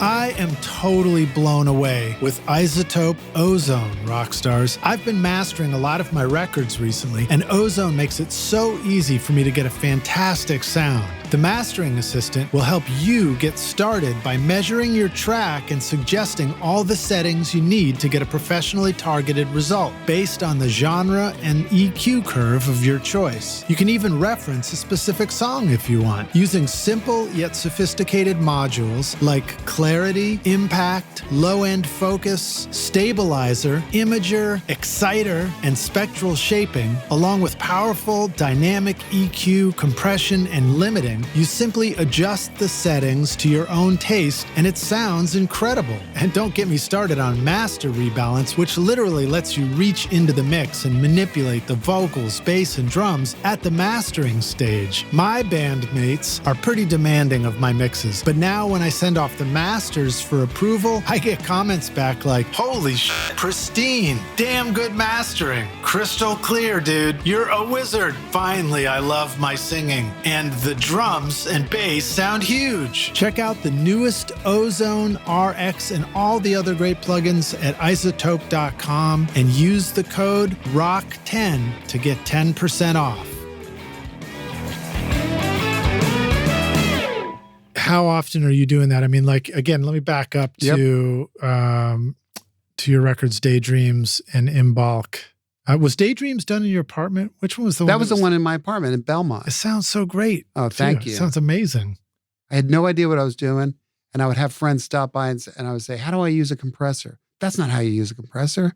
Think about it like this. Yeah. Think about it like that. Well, how do I do this? How do I do that? But it was so fun. You know what I mean? And remember, so let's set the context again, Rockstars. We're talking about early Cubase. Yeah. Not really knowing where to put your audio files. Yeah. And an apartment that sounds very much like an apartment, but figuring it out and just making cool sounds in there one way or another. What I did, I remember Roger Mutno came by, another mentor of ours, and he said, "Joe, this room sounds charming the first time you record it. But guess what? The second time you record in here with an open mic, and the third time, the charm goes away." He was the guy that told me that. And I was like, "Oh, what should I do?" He's like, "Just just pad the walls, get it deader in here." So I did. I made it more dead in where I was listening, my quote unquote control room, which was maybe about the size of this room that we're in. Is kind of like a spare bedroom size. You know what I mean? Like it would be like a second bedroom size, like a child's bedroom. And so, anyway, but I don't remember what this room is. Maybe like 9 across and 12 deep or something. Maybe not even that big. Mine might have been a hair larger, but it was probably the same width or length rather. Yeah. You know what I mean? So it might have been a little wider. But do you remember learning the lesson about like if your control room where the speakers has a reverby room with wood floors to it, that started to affect your mix because you don't add the right amount of effects to it? I remember I was working with a famous songwriter, and he said, "You're using too much reverb." And I said, "Well, it was the reason I was using so much reverb is because everything was all so reverby. You couldn't hear it. I couldn't tell, you know what I mean?" And so, and you're right. I had that hardwood floor, like all that sound that was already in there. And so the only way I can get depth was to add more reverb. I didn't have a dry source to begin with, even though I tried to. But for whatever reason, that record, I pulled it off, you know what I mean? And it was really fun because I had 4 inputs only. I only had 4 inputs, so I had to make the most out of that. I didn't have a lot of good stuff. Is that the one that has Dancing Partner on it, or was that? Yeah. Another? So talk about that. That's an incredible song. And I'm listening to that, and I wrote my notes as beautiful song like film. It's like it reminds me of a film, that particular song. But it's got a very elaborate piano, kind of arpeggiating piano part, and then you're singing over it. And 2 thoughts about that. One is, did you actually play that piano yourself, or did you work with somebody that could do that? And 2 is, one of the things I appreciate about your vocals is you whether you meant to or not, you capture a vocal that feels vulnerable and like it really happened in the moment, and like the human emotion comes out through it, through the vulnerability, rather than trying to get it, go for something that's perfect or smoothed out or any of that stuff. We didn't have the same tools back then too, which probably helped a little bit. We were limited by our tools, but the tools were also for where you and I came from, extraordinarily, unbelievably amazing that you could make yourself as perfect as you wanted to be. Yeah. And I remember, so two things. That piano part, because like I said, it was my first time having a computer. I didn't even understand the concept of owning a computer. But what I did understand the concept of was I can get at least 24 tracks of audio here without any loss, without having to bounce any tracks on like an 8-track or something we were all working with. That would have been the 4-track or 8-track mentality previously. So it was like, okay, great. This is amazing in and of itself. But I also didn't know how to do edits. Like I didn't understand the whole, now we all use playlists. Well, Cubase used to call it lanes. And when I tried to read the book and understand lanes, I said, it was like somebody trying to tell me about like, how to exist in like, I don't know. Like it was like the most foreign. I didn't even know what they were talking about. I'm going to stay in my lane. I'm going to stay in my lane. And here's what my lane was. I just went back to that piano over and over and over again for an entire weekend. And back then I was a night owl. So I would just get it until I played it until I got it. You're like an early TikToker. What does that mean? I mean, because you have to get it as a performance? Yeah, because these people are posting on social media these incredible things, but then when you look at it, you're like, oh, they did it 200 times and that was the one time they got it right. Yeah, I guess you're right. I was an early TikToker.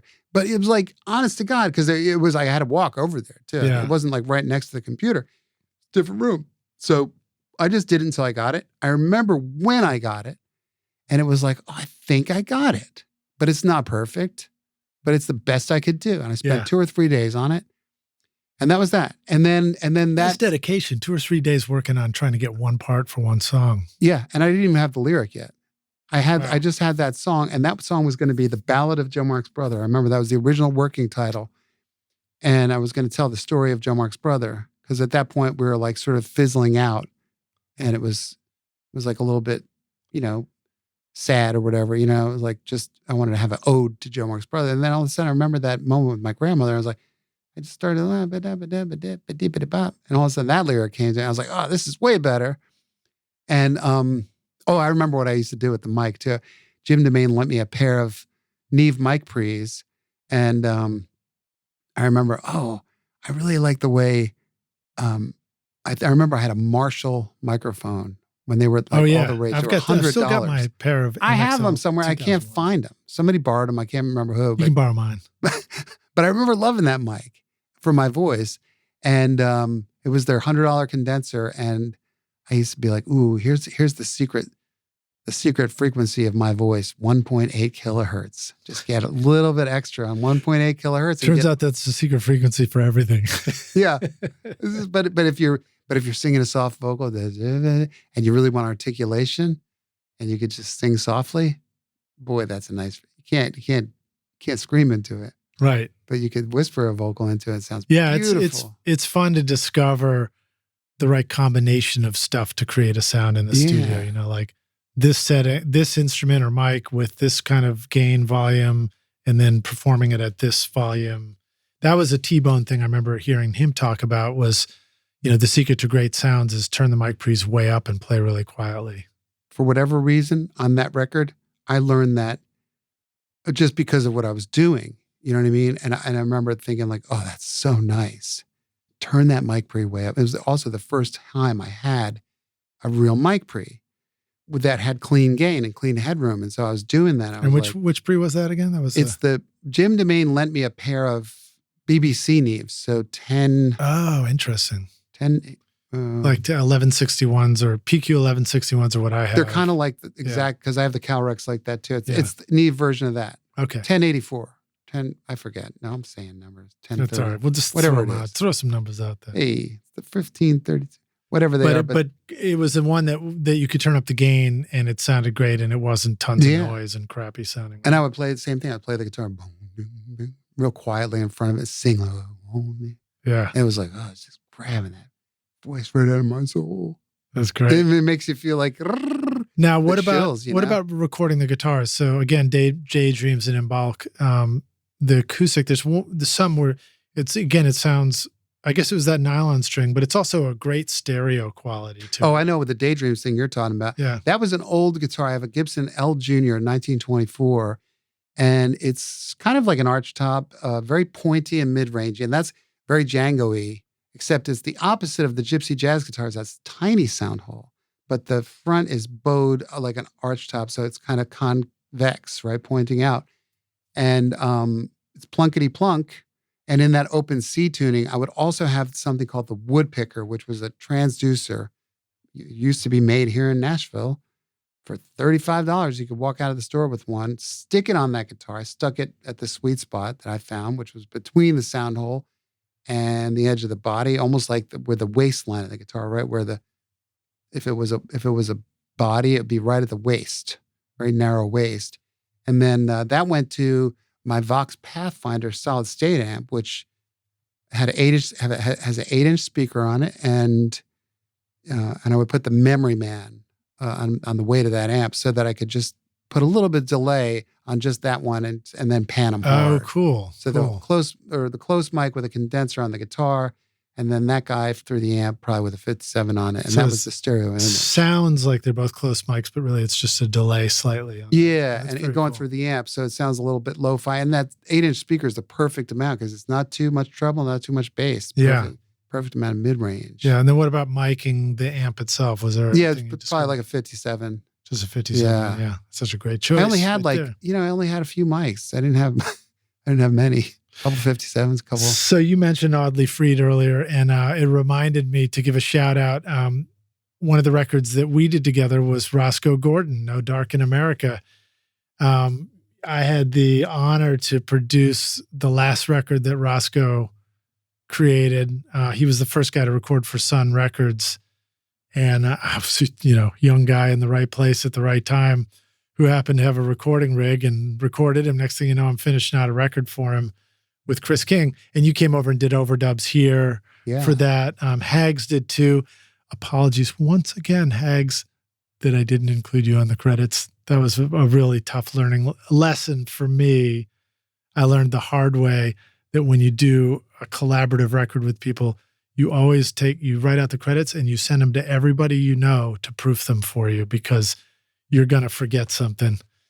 So that was a tough learning lesson for me. But Hags played some killer bass on that. Oddly played on that record as well. So you guys were all on the same record together. Well, I don't even think that I remembered that, Lidge, that Oddly was, because I don't think he and I were even friends we were probably friendly, but I didn't really get it. Because, I was on the road so much. And I remember coming back from the road and coming up with you and working on that album. And I remember that I learned a lot working with you during those guitar sessions, the overdub sessions. Yeah, I learned a lot. I thought you were really good at First of all, I loved the way you produced that record. And I thought you were really great at producing. Every time we're in the studio with anybody, we always learn something. We pick up somebody's strengths. And some of your strengths that you showed me were like where I was repeating myself or playing patterns that might have been rote, and you would challenge me to come up with something a little deeper, or you were always reminiscent of like, okay, in other words, and I think this is also part of what makes a producer, as you develop your ear, you develop another thing, which is you're holding the world on your shoulders, right? In your brain, right? And so your brain at that point you were zoomed way out and you were thinking of the whole arrangement. Even though we had been in chorus 3, you were able to tell me that I needed to develop a part that I had done in chorus 1. And I always remember that. Like you just had you taught me a lot during that. That's one of the benefits of taking 8 years to finish a record. You really get to know the tracks. Well, it's almost like that's the thing. It's like the producer has to sit and listen to music over and over. You better like it, right? So it's like, but I only find that repetition. In other words, sometimes it's, well, how did you just do that hook? That came to you that fast? No, it came to me after hearing this thing 150 times. And every time I heard that part, I went, da-da-da-da-da-da-da, or whatever. Right. It's like, now I want to put it on, Or same thing with like editing or whatever. It's like, well, I don't know if I want to commit to that yet. Let me hear that in fresh ears in the morning. See if I wasn't crazy when I did it. Yeah, it's good. Then I'll commit. I'll save as, I'll commit. I'll I don't move even on. sweat the crossfades. I just like rough edit things together. Oh, yeah. Come back later. If I don't like it, if I do like it, then I'll crossfade it. Yep. A lot of times I'll leave that. But then one of the frustrations with that, it does leave a pile of work to do later. We're like, hold on, I got to go crossfade all this crap.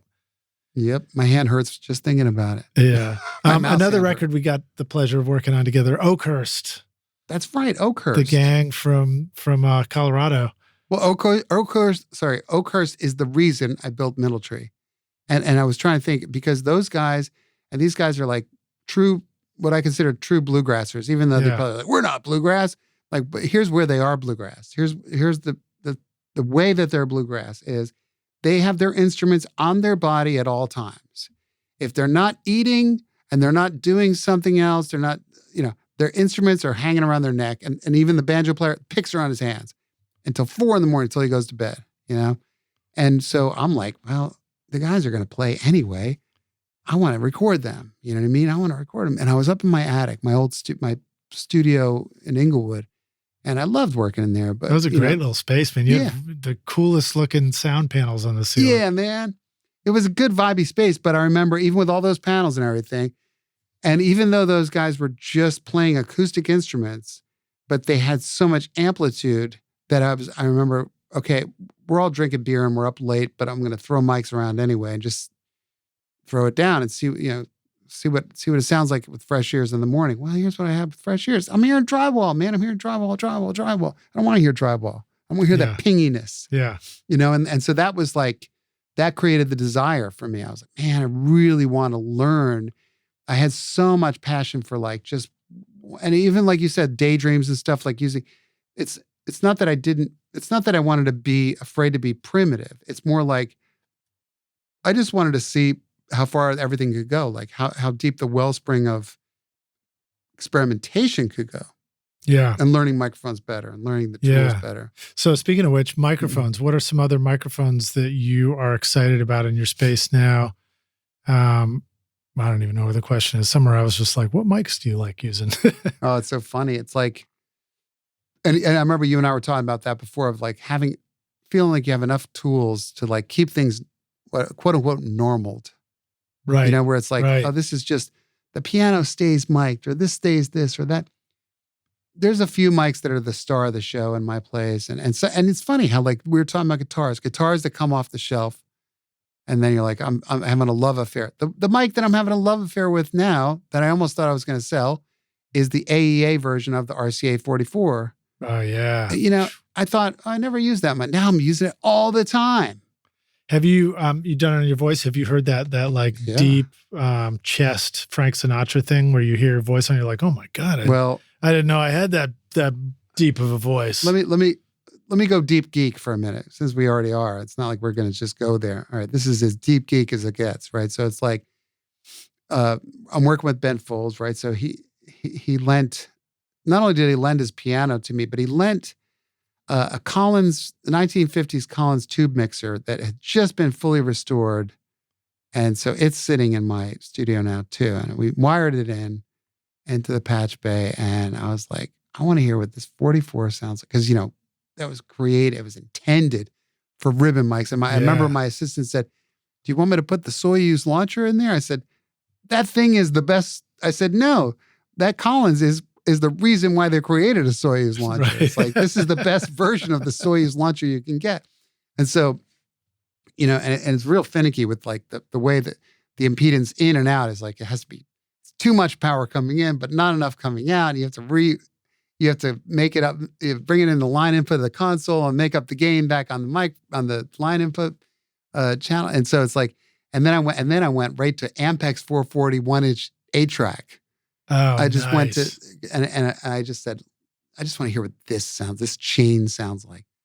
Of course, we brought it into Pro Tools because that's because it's 2023. Yeah, because otherwise nobody else is going to hear it.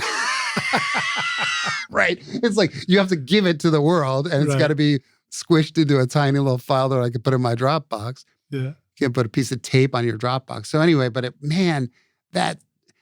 talk about. No, you can upload tape to Samply. I didn't tell you that today. Oh, just write this. Just reel a tape, just upload it straight. Just like bring it right in. Smash it through your computer that would screen. be kind of cool. But yeah, anyway, so I did experience that. And in fact, that's why I was like, oh, I'm not going to use any plugins on this, but one plugin I will use is the Pultec filter to just filter out like anything under 50 or something, because it was thunderous. Yeah, really? Thunderous. Just gorgeous. Thunderous. But I will say one of the things that I loved about that experiment is like how robust. I was just doing a vocal and guitar. I love to do ensemble recordings. A lot of the stuff on my record is one mic between the guitar and vocal. And I'll just aim it where... That's how you like to play and sing at the same time? Yeah, because this way it's just, that's the performance and I don't have to overthink it. I don't have to comp plus anything. There's a focus to the sound when you record that way. I did Josh Bennett. I did his record that way long time ago. We did demos with Ken Coomer and I set up a 67 that way. And it was just like, it was a beautiful sound, but it is a little bit tricky. You still have to you have to finagle a little bit and find the right angle and the right spot and the location and all that. Yeah. Well, you got to use your ears too. You got to use your ears as the performer. And if you're listening in headphones, you could kind of feel the pressure of the amplitude of your vocal versus the guitar. And then you're mixing yourself like a good drummer does. Yeah. He's playing several instruments at once, but he's mixing himself, And so, that I love that ensemble. And like I said, that the robust presence of that, just that one vocal and guitar together just sounds so timeless and beautiful. That's great. That's great.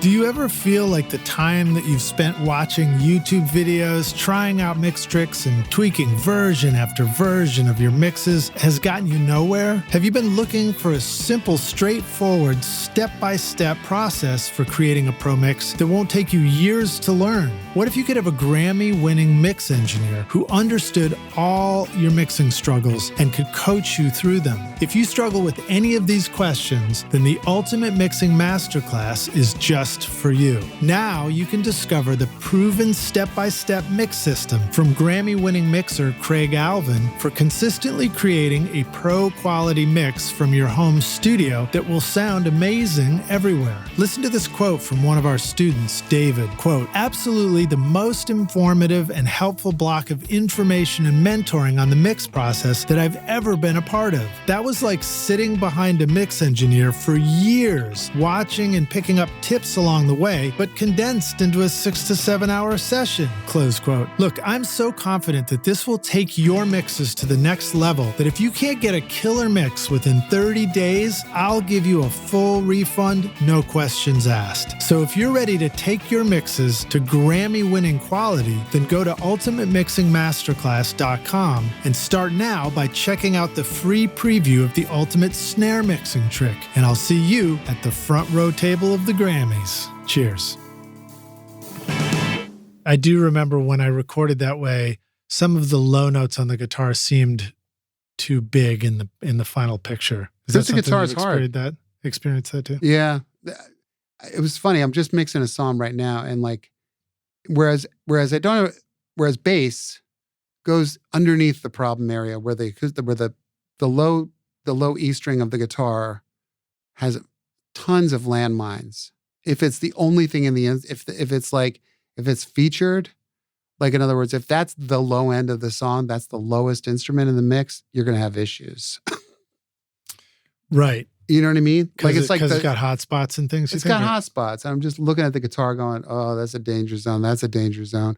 And what it sounds like is like, you know what I mean? Like you put it through your kitchen stereo or whatever. It's like, I hear it all the time through my TV speakers. It's the same thing that rattles those. It's like, it's probably right around 120, 170. It's just like that. And if you don't have anything under it, if that's the furthest lowest thing in your mix, then it's challenging. Whereas if you have a full band ensemble, it gets kind of masked by the Yeah. bass and it can blend it in.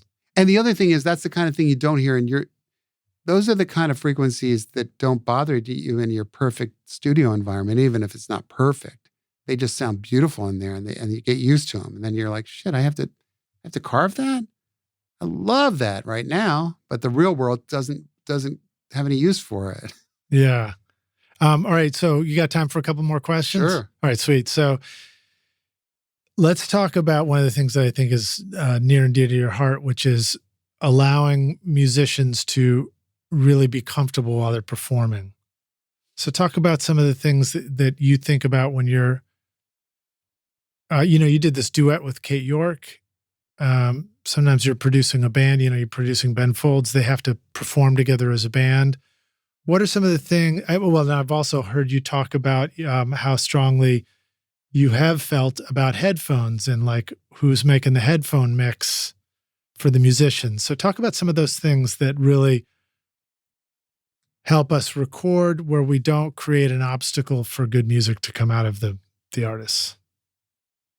That's a good question, Lidge. I remember one of the things that at the end of the day, we are in a service industry. We're serving someone else's vision, and the producer is there to, I feel like one of the biggest jobs of the producer is basically to be the objective ears of the artist's vision. In this scenario, you're the producer in this. Yeah, in this scenario, let's say I'm the producer. And so what I best do is to facilitate that artist's vision, but also provide perspective for them. And that's what you get when you said perspective. Perspective is everything.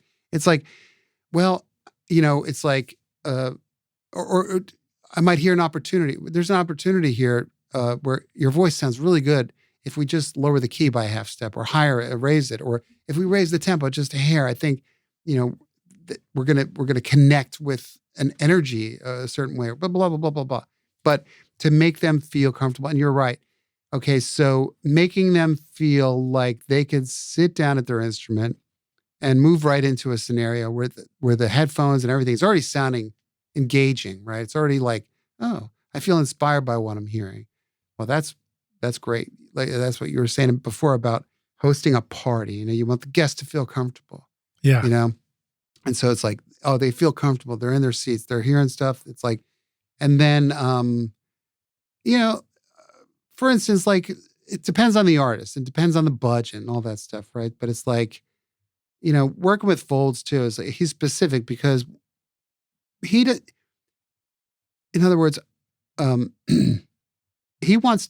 want him to stay in his artist head and be in his freak flag head as far as he can. And then let the control room worry about the control issues. Yeah. If there's something that I need from him, I'll ask him. But otherwise, I want to let him roam free. And then what I'll do is I'll just be like a stenographer, right? I'll just catalog everything and say, blah, blah, blah, blah, blah. This take was really good for this. This take was really good for that. That's what we did today. Sound a bit like Steve Albini. That's the way he was. Is that how he rolls? Yeah. And I mean, talking about that we're in a service industry too. He's the one I first heard that from. But that, that idea of just cataloging the takes and the performances. And then maybe just creating a best of edit. Like having I like to create a yellow legal pad. And it's like, I'm not saying it looks like a spreadsheet, but it might have little check marks going across. Say, verse 1, this is the best verse 1 he did, the best. And then just put something together and say, this is the best we did today. Let's listen to where we are. And let's listen together, see where it wants to go better, where it wants to, and then. And you guys tracking piano and drums simultaneously? It was always different. You know what I mean? A lot of stuff we tracked as a band ensemble, and there were certain songs where he did the vocal live at the piano. Can you describe some of the miking configurations that work in your space for drums, piano, and I don't know what else there was? The lucky thing with his pianos, he has one of those, what they call the spider. Helpensteel pickups or something, or no? No, it's the spider chassis. So in other words, it's on the big, it looks like almost like the deluxe version of like dolly wheels, like that are really rubbery. So we could move the piano wherever we needed it. And I remember Jason Lenning told me a long time ago, you don't like the piano bleed. If you don't like the drum bleed of the piano, move the piano closer to the drums. Yeah. Oh, closer to the drums. That's the kind of stuff that you would never think to do. And this is another thing where it's like the microphones behave differently than our brain. So I had the piano with the lid, sort of the lid facing the drummer. And then so that we could put the mics in cardioid underneath that lid, and then tons of moving blankets over it. And Ben likes to take all the other shit off. Like he can't have that little music stand thing up there because he's always reaching in and going, chook, chook, chook, chook, and he's putting his arm across the strings for mutes. Oh, he plays the piano like it's treated, like he's a madman, right? Yeah. So he needs access to all sometimes he'll play like almost harmonics. He'll mute a string for a second with a finger and just let it, almost like you would do on a harmonic or with a palm mute on a guitar. He's doing that with his middle finger of his left hand while he's playing with his right hand. Wow. And he's left-handed. So, sometimes he's doing the other thing with his right. But the piano's not a left-handed piano though, right? It's a regular piano. But I mean, when I say he's left-handed, is like, it makes sense when you hear his music that, because his left hand is so ballsy and he plays a lot of rolling bass line. He does a lot of real crazy fast octave movement in the left hand. And so it's his dominant hand. How does that present challenges to you as a producer? Do you find you were listening acutely to how the bass went along with that left hand? Or did those guys pretty much, they knew all that shit already? We didn't use bass on the tracking. We did bass after, like McCartney style. And Ben not only is the best piano player in the band, but he's also the best bass player in the band. Nice. So, so he would come in and play bass, and he's got this magic Fender jazz bass that he's had forever. And he just came in and played great bass parts afterwards. And sometimes we didn't have bass. He's like, I don't want to have bass on the record. I want to use bass harmonica instead of bass, or I want to do left-hand piano, or I want to do, Moog or whatever. So we try to think creatively, but guess what? At the end of the day, we put bass guitar in a lot of stuff. Mm-hmm. But we did some tracking with the band. The band that in the studio was a band called Tall Heights from Boston. And Tall Heights is a kind of two dudes are the main guys in Tall Heights, but there's a drummer named Handsome Paul, as opposed to Tall Paul, who is the cellist in Tall Heights. And the only reason he's called Tall Paul is because he's not even as tall as Handsome Paul, but he's from Tall Heights, so he's Tall Paul. And then Tim is the guitar player, and they played as a band, and we tracked with acoustic guitar and cello. And okay, here's how we got away with. Now this is how we got away with not having good ISO. Is my studio is pretty big floor plan, and it's very modular. I built my wife Jenny, who's a great thinker and carpenter person. She designed these big heavy gobos that if they fell down, they would really hurt you. But we put them on these heavy duty wheels and stuff. They're really meaty. And so I made another little room, what I called the Tall Heights living room. And we had cello and guitar facing each other, each using a Beyer M160 hypercardioid. Right. And the hypercardioids were faced perpendicular to the piano and the drums. But so they still had lines of sight to Ben and the drummer. But it was the best case scenario of lines of sight versus null points. You know what I mean? You just make, everything's different. You know what I mean? And so that's how we did the predominant of the tracking. We had a drum setup, and we had what Ben Folds called the Tom Waits weirdo percussion world, where you could just almost like go to Sanford & Son junkyard and tap on a bunch of stuff. Nice. So we had drums all over the floor and all over on stands, and you could just stand in there or sit in the middle of that and play, somersault. I mean, like cross-leg applesauce, whatever they call it now. You could sit over there and do that. Just hit a bunch of stuff. Red Fox is in the corner going, don't play that, stupid. Yeah, come on. So that's awesome, man. Well, very cool. So that's cool to hear that that's possible, because I know sometimes it can be really challenging to figure out, how do you do piano if drums are in the same room? Yeah.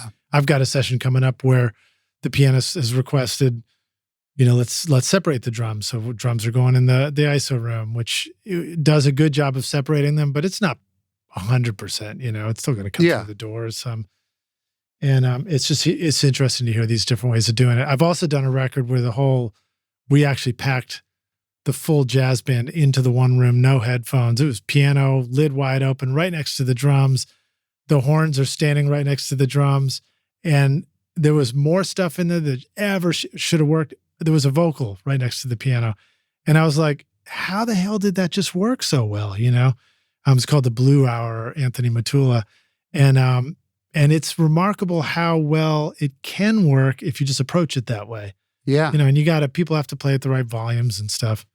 It's one of the things I love about if doing a no headphone session with vocals, where you're like, all right, we're doing this.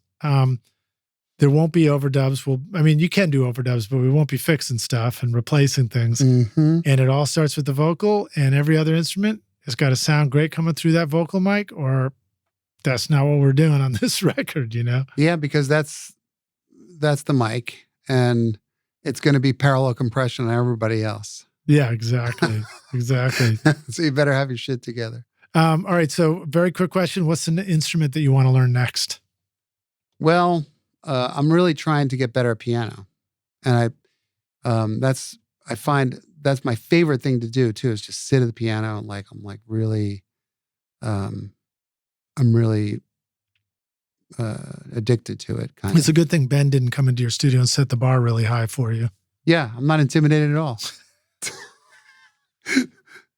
So what are some ways that you let yourself improve on the piano? You just go play and just have fun, or do you, give yourself homework assignments and learn I have a specific agenda. Songs? I have a specific agenda, and it spills over into my whole. This is my new value system, and this is what I aspire to, but haven't gotten to yet. Which is this is part of the reason I love pop music, is because the pop music to me is distilled to the simplest ingredients, but just presented perfectly. It's like, I'm trying to think of the food equivalent. It's like, like piece of pizza. Like in New York, it was like New York pizza's the best. You know why? Because it's 3 ingredients done perfectly.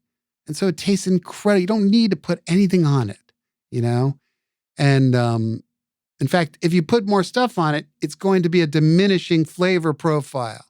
Roxos, this is coming from a guy whose dad owned the best deli in town, by the way, just for some perspective. He did have a pretty famous delicatessen in New Jersey called Merchants of Venice, which is the first half of my life was in a white apron. Anyway, wow. Second half, I don't have the apron, but I'm still cooking up some stuff. But one of the things on my piano journey is this. I want to find the simplest voicings. And this is perfect for my skill set because I'm not very great at it. And I don't even really want to be. I just want to find the exact voicings that are the most that make me feel excellent. And so like my A minor chord consists of sometimes the key of B and C in the left hand together as like it's a half step change, right? It's a half step rub, but guess what? The bass player is going to play the A root. You know what I mean? So, and I'm always thinking about arrangement. Like that's where I want to get better. So when I think about the instrument I want to learn, it's becoming a better arranger. Right. And piano is the instrument that really lays it all out for you. You can see it all. It's right there. It's one of the things that's so remarkable to learn studying guitar and have a brother who plays piano is we sometimes forget as a guitar player, we can play the same note in a whole bunch of different places. On a piano, you got one place to play that note. That's true. It's a very different way of thinking about arranging and voicing and stuff too. But the one thing I will say about, if we want to rewind the discussion a little bit, part of the reason I love that C6 tuning is because you can get piano voicings on it. You could play chords that have a lot of close voicings. Like you could play a chord that would have a C and a D and an E in it. Yeah. So you could play like the kind of stuff that you could just put your hand on a piano, whereas a guitar would be like impossible to do. Yeah. Yeah. Good point. The way that's laid out, it's not great for everything, but it's great for those kind of voices. Yeah. Very cool. Very cool. Yeah. I should learn some more piano. I do happen to have a pretty nice piano in my studio. I need to sit down and play it a little more. It's scary. Piano still feels like I'm doing algebra equations in my head. And then if I just follow my ear, that's great. But as soon as I pause for a second, what did I play? I can't find that voicing again. Yeah. I guess a good solution for that is instead of rolling a voice memo, roll of video camera on my hands on the piano, and then I can go back and look at what I did and be like, oh, that was that. Half the reason I use social media is to remember ideas. You I just post new my things. idea. I'm like, well, let Zuckerberg pay for the storage rather than Dropbox, or rather than giving $50 to Apple so I could have all my videos of all time that I'm never going to look at. And then if you get enough likes on it, you're like, I should finish that song. Yeah, you know what I mean? That's a thought. Yeah. This podcast is proud to present Recording Studio Rockstars Academy. Are you ready to take your recording, mixing, and mastering to the next level and make your best record ever? Then visit the Academy to find the course that's right for you. Want to record killer drums in your home studio? Then check out Rockstars of Drums to learn how to record, edit, and mix pro-sounding drums with a professional Nashville session drummer in a Grammy-winning studio. Or if you're ready to start mastering your own records at home, then check out Rockstars of Mastering, where I walk you through exactly how I master my own records using nothing but plugins. Plus, I take you into a world-class mastering studio, Sterling Sound, to meet with Ryan Smith and hear how he professionally mastered my record, Skadoosh, for release to streaming platforms. That's the music you hear on this podcast, Rockstars. And if mixing is your focus, then check out my free mixing course, Mix Master Bundle, where I show you how to mix using stock and free plugins in Pro Tools. Plus, you get a look at how I recorded everything in my studio and multi-track downloads for you to practice mixing and even upload to your website if you want. Are you ready to make your best record ever? Then go to recordingstudiorockstars.com/academy to get started now. All right, so closing question here, Joe, and I want to thank you again so much for joining us on Recording Studio Rockstars finally. And just for hanging out with me over at my place. Been overdue. This is a hypothetical question. We're going to take the Wayback Studio machine and you go back in time, and you go back and find young Joe, say, take off that apron. This probably, somehow I figured there's a choreographed dance part to this, and it's like we're in a musical all of a sudden. You're like, take off that white apron, Joe, throw it down on the floor. And then you start singing a song of encouragement. You say, listen, here's the single most important thing you need to know to be a rock star of the studio yourself one day. That's not a very good musical, but what advice would you go back and give yourself if you could? The first thing that comes to mind is, I don't know. I mean, and this might be like sort of because I'm the age I'm at. I'm more than twice the age I am that when I arrived here. I was 24 when I arrived here. I'm 54 now. So it's 30 years later. I'm a whole different person. I still have the same ideas. But, one of the things I would probably tell myself is just don't think you know what you want out of life just yet. Right. You know what I mean? Like I always thought it had to be a certain way and then I realized, and then slowly over time, I realized that they weren't even my values. Like, in other words, it was never my value system to be rich and famous or to be a rock star, an actual rock star. Because that's what I thought the trip that I needed to be on in order to prove my own worth or whatever. And then the older I got, the more I realized, actually, I'm really thankful to discover that I really love the puzzle of music and it never gets old. Yeah. And I would have never imagined that for my younger self. I never imagined that was even an idea that would occur to me. So maybe it's patience. Maybe it's humility, like just have a little patience, a little humility, and start to enjoy the journey. I know it sounds so token, you know what I mean? But it's really true.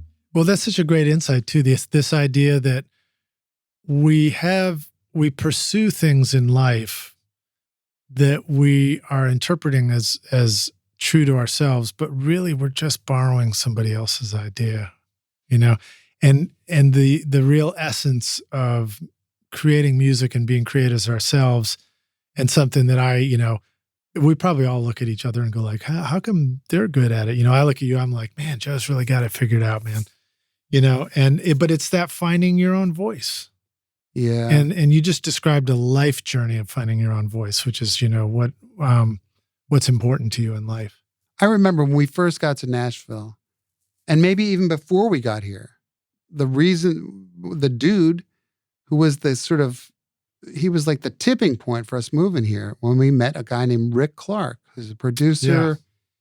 You know, he's a film supervisor, music supervisor, you know, writer. He, you know, and one thing he said to me, and at the time I didn't understand the context of the question. He said in his Southern accent, he's like, you need to let me know what your goals are. If you want to play stadiums, or if you just like to play, you know, little dive bars, or, you know, blah, blah, blah. And I literally thought he was fucking with me. I'm like, are you trying to test to see if I'm like, if I have what it takes, or if I'm willing to do the work, or if I'm good enough?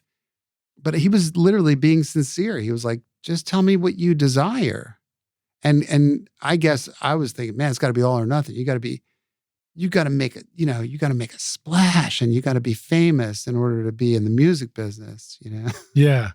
And he was coming from an older age, and he wasn't even that old, but to me, he was like a grown up, you know? Right. And he was a little older, a little wiser. Yeah, a little wiser. And he was just asking sincerely if, you know, but I didn't have enough presence of mind. I didn't have enough of my own character development to understand. Yeah. How can you know the answer question until you know the answer? Yeah. You know, I was just reminded of some of the stuff that you guys did pursuing, you know, going for that golden ring as a band.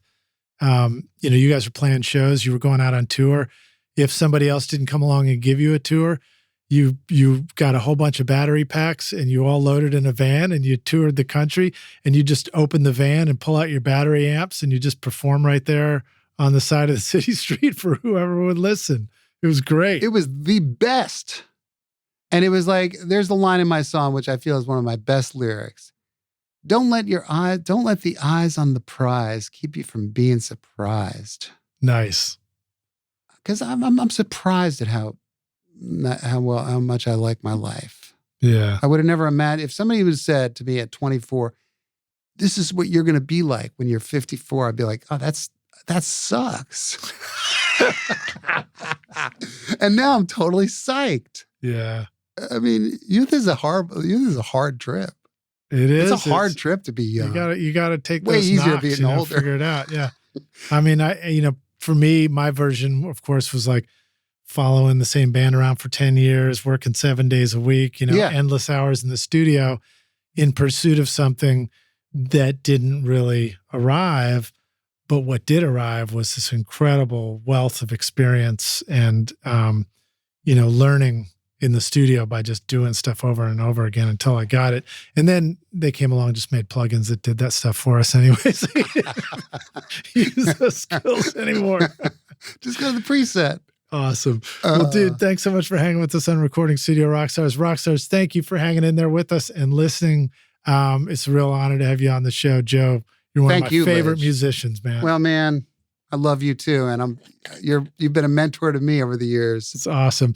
Let the rock stars know, where can they go find you, find your music, your studio, whatever you want them to find online. Sure. What if they're ready to, work with you and, looking for a producer to make their next hit record? If you go to my website, there's an email link on there. And also, all my stuff's on the streaming services under my name, Joe Pisapia. But you might also want to check out Joe, Mark's brother, which is MARC''S. A lot of punctuation in that name. And then social medias. You would think that I'm the Joe Pisapia that is not the fantasy baseball guy. Now, is Mark spelled the same way as your brother, Mark? Yes, because I am his brother. Sorry, I forgot to turn my phone off.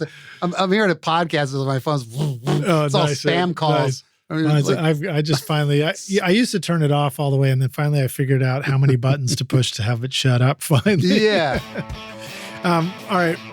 Thanks, Joe. Rockstars, we'll see you in the next episode. Joe, we'll see you around the studio, dude. Likewise, Lidge. Thank you.